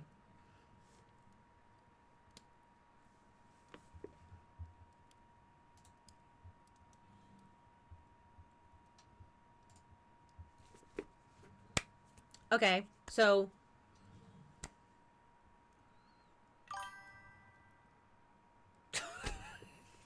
I want to know who's going to be the Kaiser next. Touching the parchment All right, we're taking the parchment. has precisely the effect you had feared. Yeah, I feared a lot. The skeleton lurches forward, Yep. and rising from its chair in Uh-huh. a series of jerky movements, Yep. raises its sword to Yep. strike you. Thanks, Drake. Lunging sideways, you draw your sword to defend yourself. All right, here we go. Oh, it's even got more than me. Okay. Attack. The skeleton is strong, but slow. You swing your sword, Okay, which so far so good. smashes into its leg. It's skeleton leg. Here we go. One more. Here we go. Come on. Ooh. You dodge to the side as the warrior So swings close. its sword. You kick out, knocking its legs out from under it. All right, one more. Here we go. Come on. You jump back as the skeleton swings Ooh! its sword, but not quickly enough, and it tears into your shoulder. That's sapping okay. your stamina. We're at the new rules, though. Once again, you reach for the parchment, only this time lying amidst a pile of broken bones. Remember, we only have 3 rounds in the Unfolding. new rules. You see a map of a room with a drawing of a hideous creature inside it. Beneath the monster is a rhyme, which reads, "Should you meet the manticore, of its tail beware. Shield yourself against the spikes, flying through the air." You fold up the piece of parchment and put it in your backpack, repeating the rhyme over and over to yourself. You walk across to the alcove. At the back of the alcove are some steps leading down into a cellar.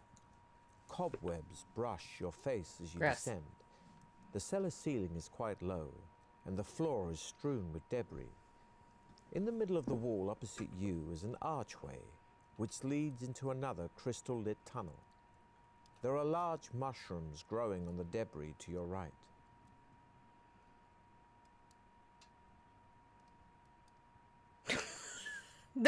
This feels like a trap specifically designed for the craziness of someone just being curious.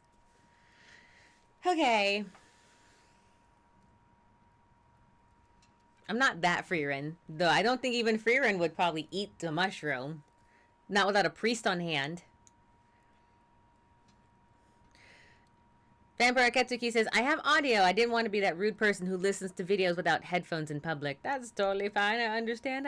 Welcome in, welcome in. We are playing Ian Livingstone's Deathtrap Dungeon, interactive video adventure. If you've ever played or read the Deathtrap Dungeon books, this is based off of that. And as you can see, Eddie Marsan is doing an amazing job of being our DM for this adventure. We have currently died twice, I believe. In this dungeon somehow, and we're doing pretty good. We are doing pretty good. So, I thought you were gonna say mushrooms, and I was like, oh, okay. So we have a choice to step through the archway, or stop and eat some of the mushrooms. The mushrooms could be poisonous, or they could be planted there with like the bamboo liquid water. That could be a thing. Like the liquid water protected us from the heat of the north that we were going through, and we didn't burn to death. So maybe the mushrooms could have magical properties instead. Mushrooms, badger. All right, I guess that means we're eating some mushrooms because Vampire came and said mushrooms, and then said badger. So mushrooms it is. You break off a large piece of the mushroom and bite into it eagerly. But immediately your stomach feels bloated, and you can even see it beginning to bulge below your belt. Ugh. Your whole body starts to expand, bursting out of your clothes with a loud ripping sound. You grow bigger and bigger, and soon your face is pressed against the ceiling. The mushrooms you have eaten are much sought after by wizards for their growth potions, but to you they spell doom. You are too large ever to leave the cellar, and your adventure ends here. I just got Willy Wonka'd. Sure did. Turned into the blueberry, but in mushroom form. Great. Great. Shadow Knight says, I always tell people I'm fungi. Oh my goodness. All right, we're gonna go for, let's go for another 30 minutes. I was gonna say we're gonna stop at the 2-hour mark, but Vampire arrived. We want to give more adventure for the vampire than we ate a mushroom and then vampire killed us. So we'll give vampire a chance to redeem themselves, to give us better adventures with better choices. As you can see, we have save spots. We can go to any of these locations to start our game anew if you wanted. But if we've missed, like for example, like if we go over here, but you wanted to go to the left, we could actually start with this one and go this direction instead, and so on and so forth. Mushrooms like in Control. No, I'm not doing the mushrooms in Control are the worst. All right, here we go. Only a few meters further down the passage, you see another closed door in the left-hand wall. The letter X is scratched into its center panel. Putting your ear to the door, you listen intently, but can hear nothing. I think I hit the wrong button.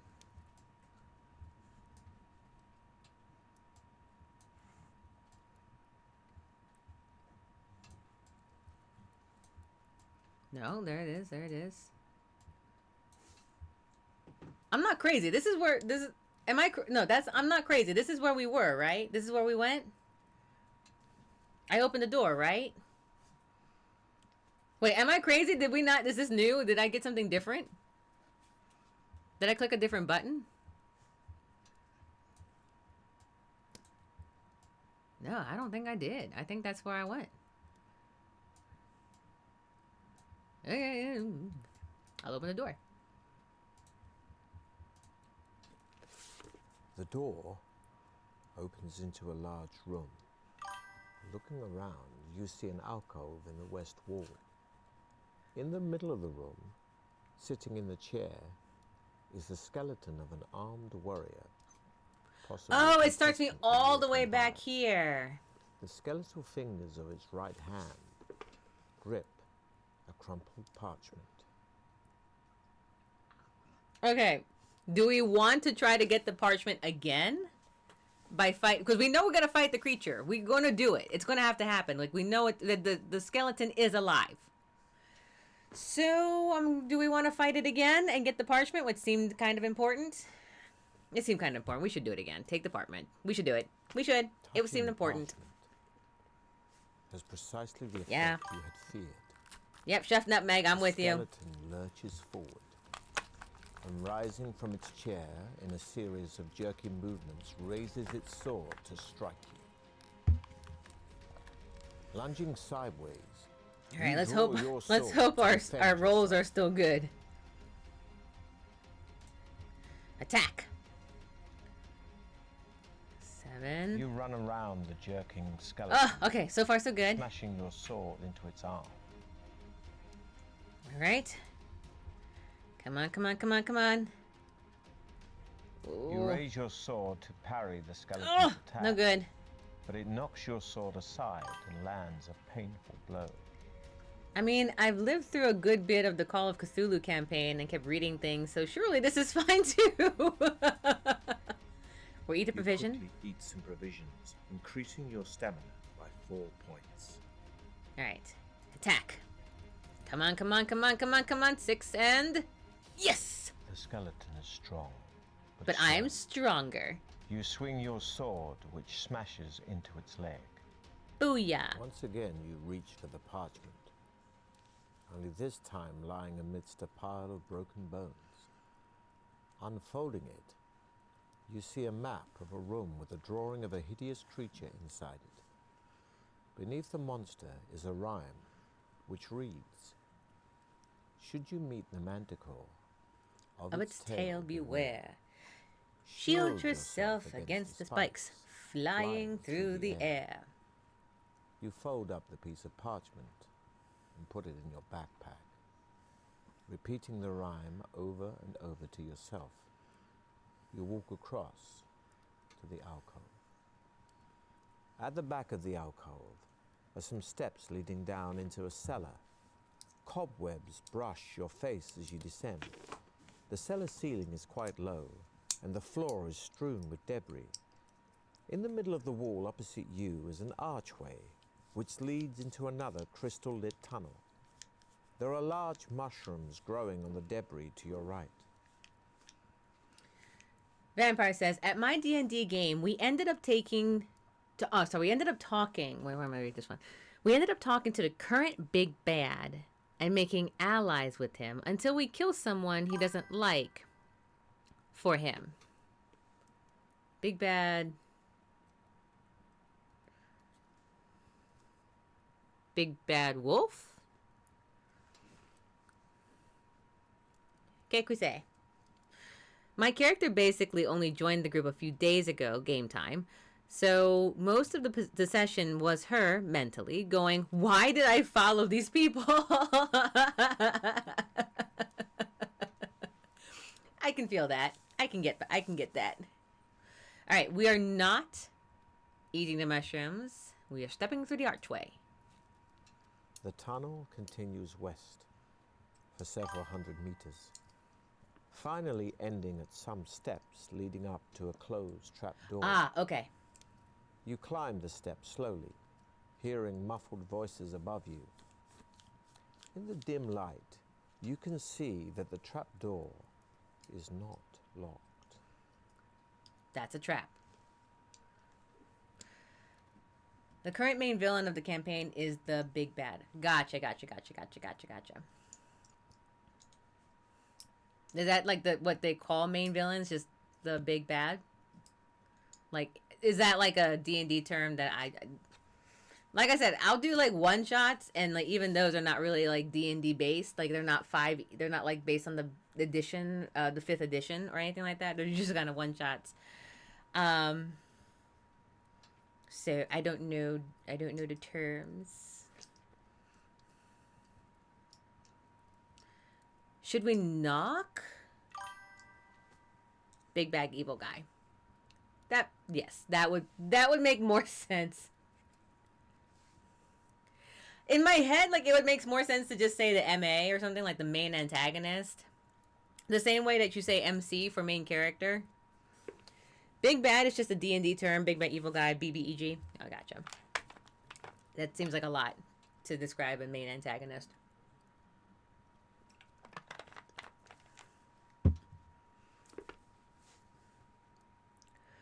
Let's see. Trapdoor or trapdoor with sword drawn?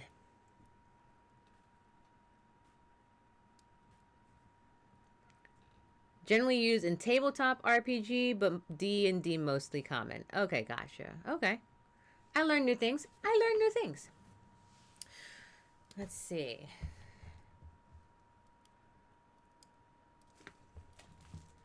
Knock on the trapdoor or burst through the trapdoor with your sword drawn.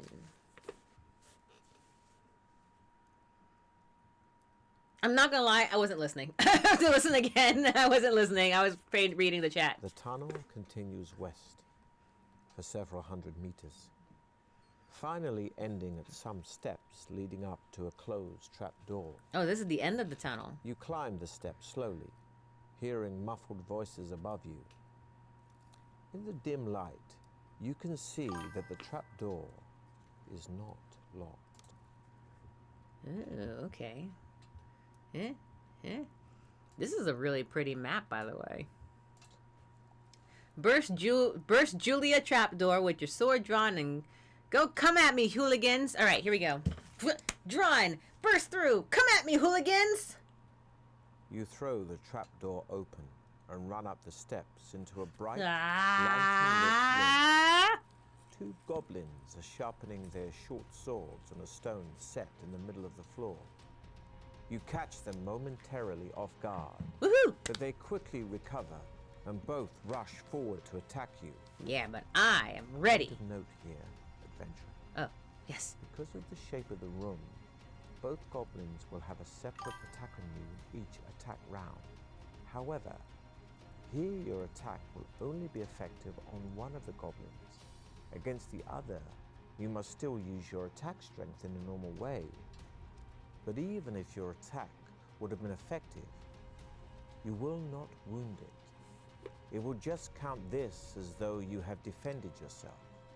However, If its attack strength is greater, it will have wounded you in the normal way. Okay, so basically, we're getting hit by goblins at the same time, as opposed to one at a time, due to circumstances. So we're going to attack one. We're going to attack one. Our roll is going to count for an attack and a defense, is what it's basically saying. So we're good. Attack. All right, all right. You thrust your sword, and you clearly damage the creature. All right, damage this one.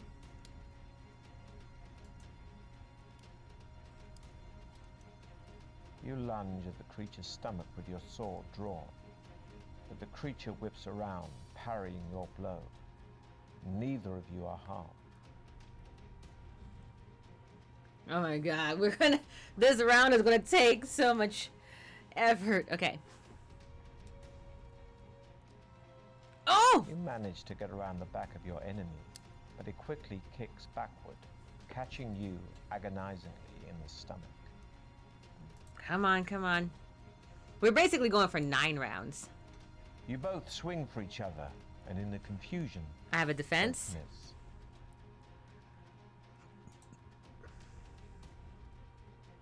Come on. Your enemy is strong, but slow, and screams in pain as your sword sinks into his I leg. got the first goblin. We're gonna take out the second one. Come on. You hurl yourself at your enemy, Woo. fists flailing, and land a stunning blow. All right, come on, come on. Oh! Readying yourself for another attack, you fail to see the rock flying towards you. Your stamina is reduced as it lands hard in your stomach. All right, one more. Come on, let's... Annie up, Annie up. You try to run around the side of the creature, but it grabs your arm, throwing you hard into the wall. Okay. Triumphant in one of your toughest battles to date, you see that the only furniture in the goblin's room is a table, 2 chairs, and a cupboard on the wall. There are 2 closed doors, one in the west wall and the other in the north wall. So, for those of you that are joining us late, the reason that it seemed like we won, despite the fact that it didn't seem like it at all, is because there are 2 sets of rules you can do, which is to play the normal way, as was done in the Deathtrap Dungeon books, or to do it kind of like 2nd edition D&D, or the new rules, which is 3 rounds maximum. The 3 rounds, and then we'll be triumphant no matter what. But we can take damage as each round happens. We as a chat opted for the new rules for this particular run. Okay, so we have 2 doors and a cupboard. Let's check the cupboard, because we're here. The cupboard contains a wooden mallet and 10 iron spikes, which you put in your backpack while wondering which door to open. All right, west door, north door. West door or north door? There's no real indication as to like what's behind it. You can look at the map again. We can go here or we can go there. This one or this one. Those are 2 options. I imagine north would get us to where we want to go as far as like maybe the end of the thing, but who knows? It could be anything. I'm gonna say west. The door opens into another tunnel. Walking west, you soon arrive at another door in the north wall.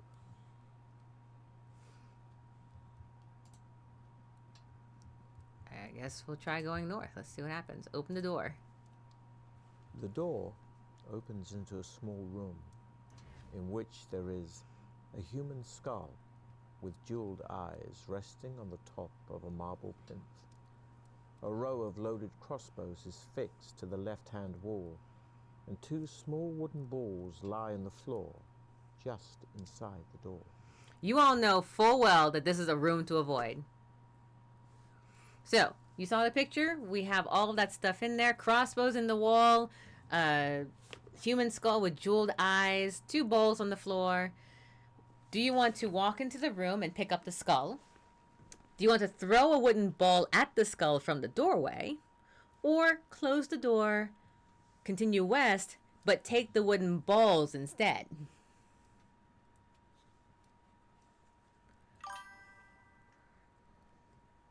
My thing is to take the balls and leave. But Drake says go pick up the skull. So you want to, when you say skull, do you want to throw the skull at do you want to throw a ball at the skull, or do you want to go to the skull itself? Because there's 2 skulls. Oh my God, my back. My neck is on fire. Pick up the skull. Okay. Drake's gonna get us killed. Down beside the plinth below the crossbow's line of fire. You reach up and pull the skull off the plinth, expecting your action to trigger the crossbows. Yeah, we're gonna get them To your snakes. surprise, nothing happens. Have a luck point for that. Oh, thank you. Still crouching, you pluck the jeweled eyes out of the skull. You recognize the yellow stones as topaz. You place them in your backpack. Looking at the row of crossbows, you wonder whether a trap still awaits you in this room. All right. Should we replace the skull on the plinth before crawling out, or should we just crawl out with the skull?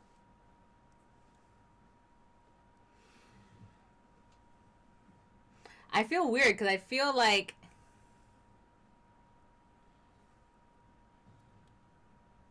if it's not a weight-based thing,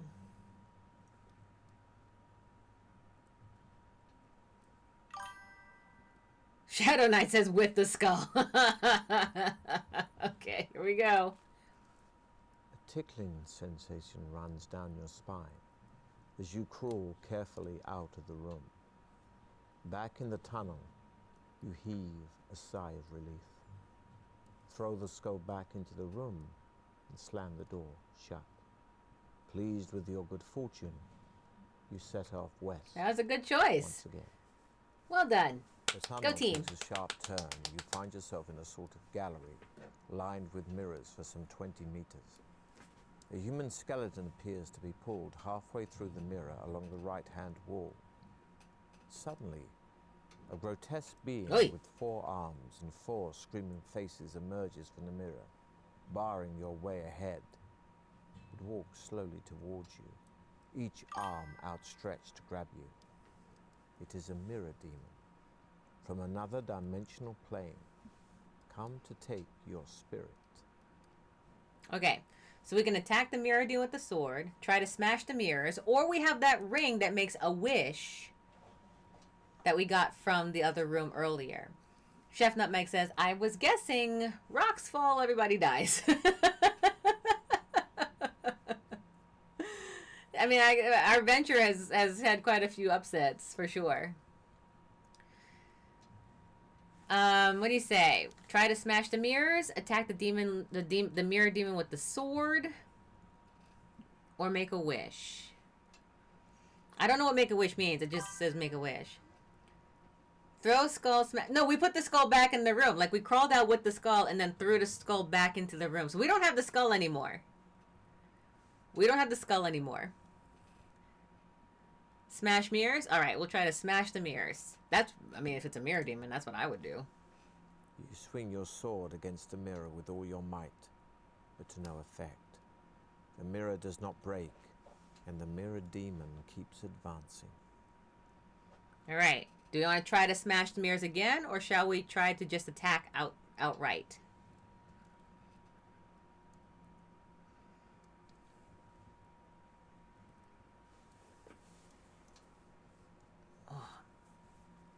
I might have to end soon. For some reason, my neck is like on fire.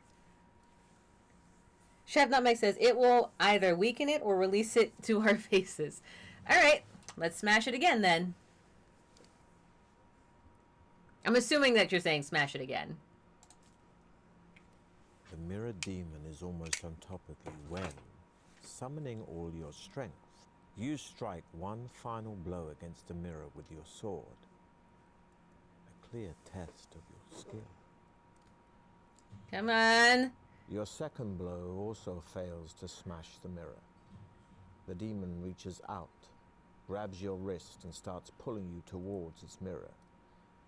Its strength is incredible, and despite all your efforts, you cannot resist. With every second, you come closer to the mirror. With horror, you see your own arm begin to disappear through the mirror, and the rest of your body soon follows. You are now in the mirror world, from which you can never return. Oh no! He blinked on me. Oh no! All right. At this point, I actually am going to end here. I was going to go for another 10 minutes, but I think this is a good stopping point. All of these are saved, so we can come back to the game, I believe.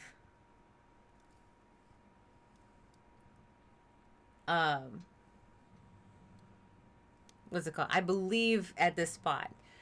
I just... Like, I have, like, a...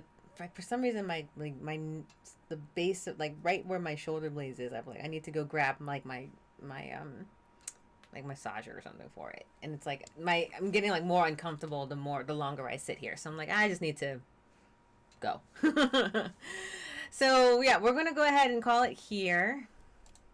The tunnel continues west for several hundred meters, finally ending at some steps leading up to a closed trap door. You climb the... It will continue where we left off. Go get some rest. I just need to stretch. I just need to massage it. I have a directional massager. It'll be good. I'll be good. All right.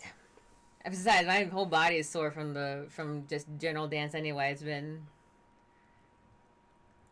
It's fun. I love it. I've always been a big fan of working out and all that kind of stuff, and I've just added to my routine, which has been a blast.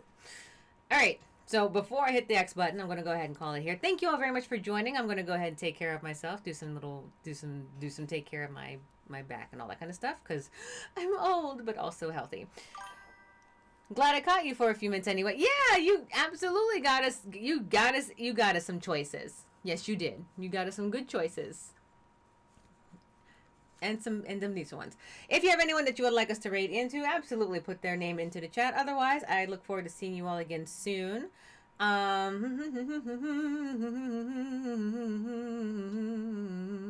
right.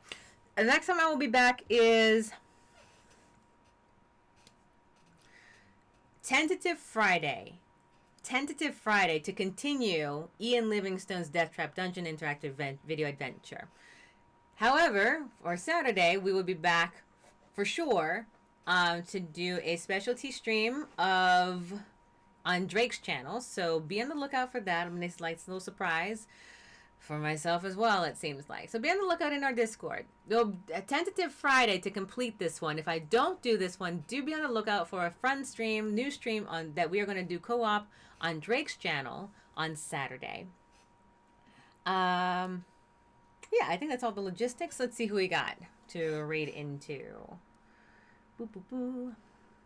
Boo, boo, boo.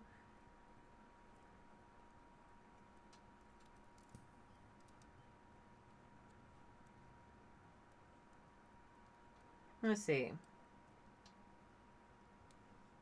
Did they just start? I think they just started. Shadow Knight says PB Mac 36. Is that the name of it? Okay. Let's do that then.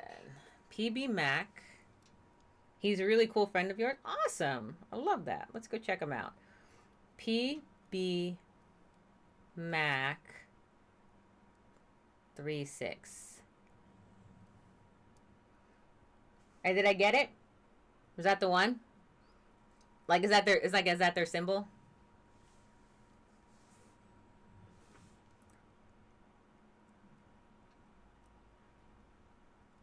I think I spelled it correctly. It looks like I spelled it correctly.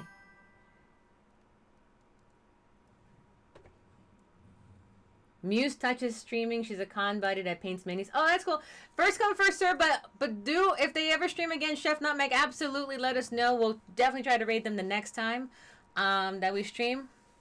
But yeah, always bring your associates and your streamer people that you like and that you think we should definitely check out to the stream. For today, because Shadow Knight beat you to it, we're gonna go visit PB Mac. So keep on the lookout for that. Say hello and then do what you gotta do. I look forward to seeing you all again, tentatively Friday, for sure on Saturday. Other than that, yeah, and wish everyone wish K-Dog a wonderful, happy, wonderful vacation. They're going on vacation, which we all would love to have at some point. I'm sure everyone should go on a vacation. Otherwise, stay safe, K-Dog. All right, on your vacation. I look forward to seeing you come back. And for everybody else, we look forward to seeing you again soon. Thank you very much for coming. What? Why couldn't you access it? Wait, hold on. My OBS wants to be funny. There you go. Bye!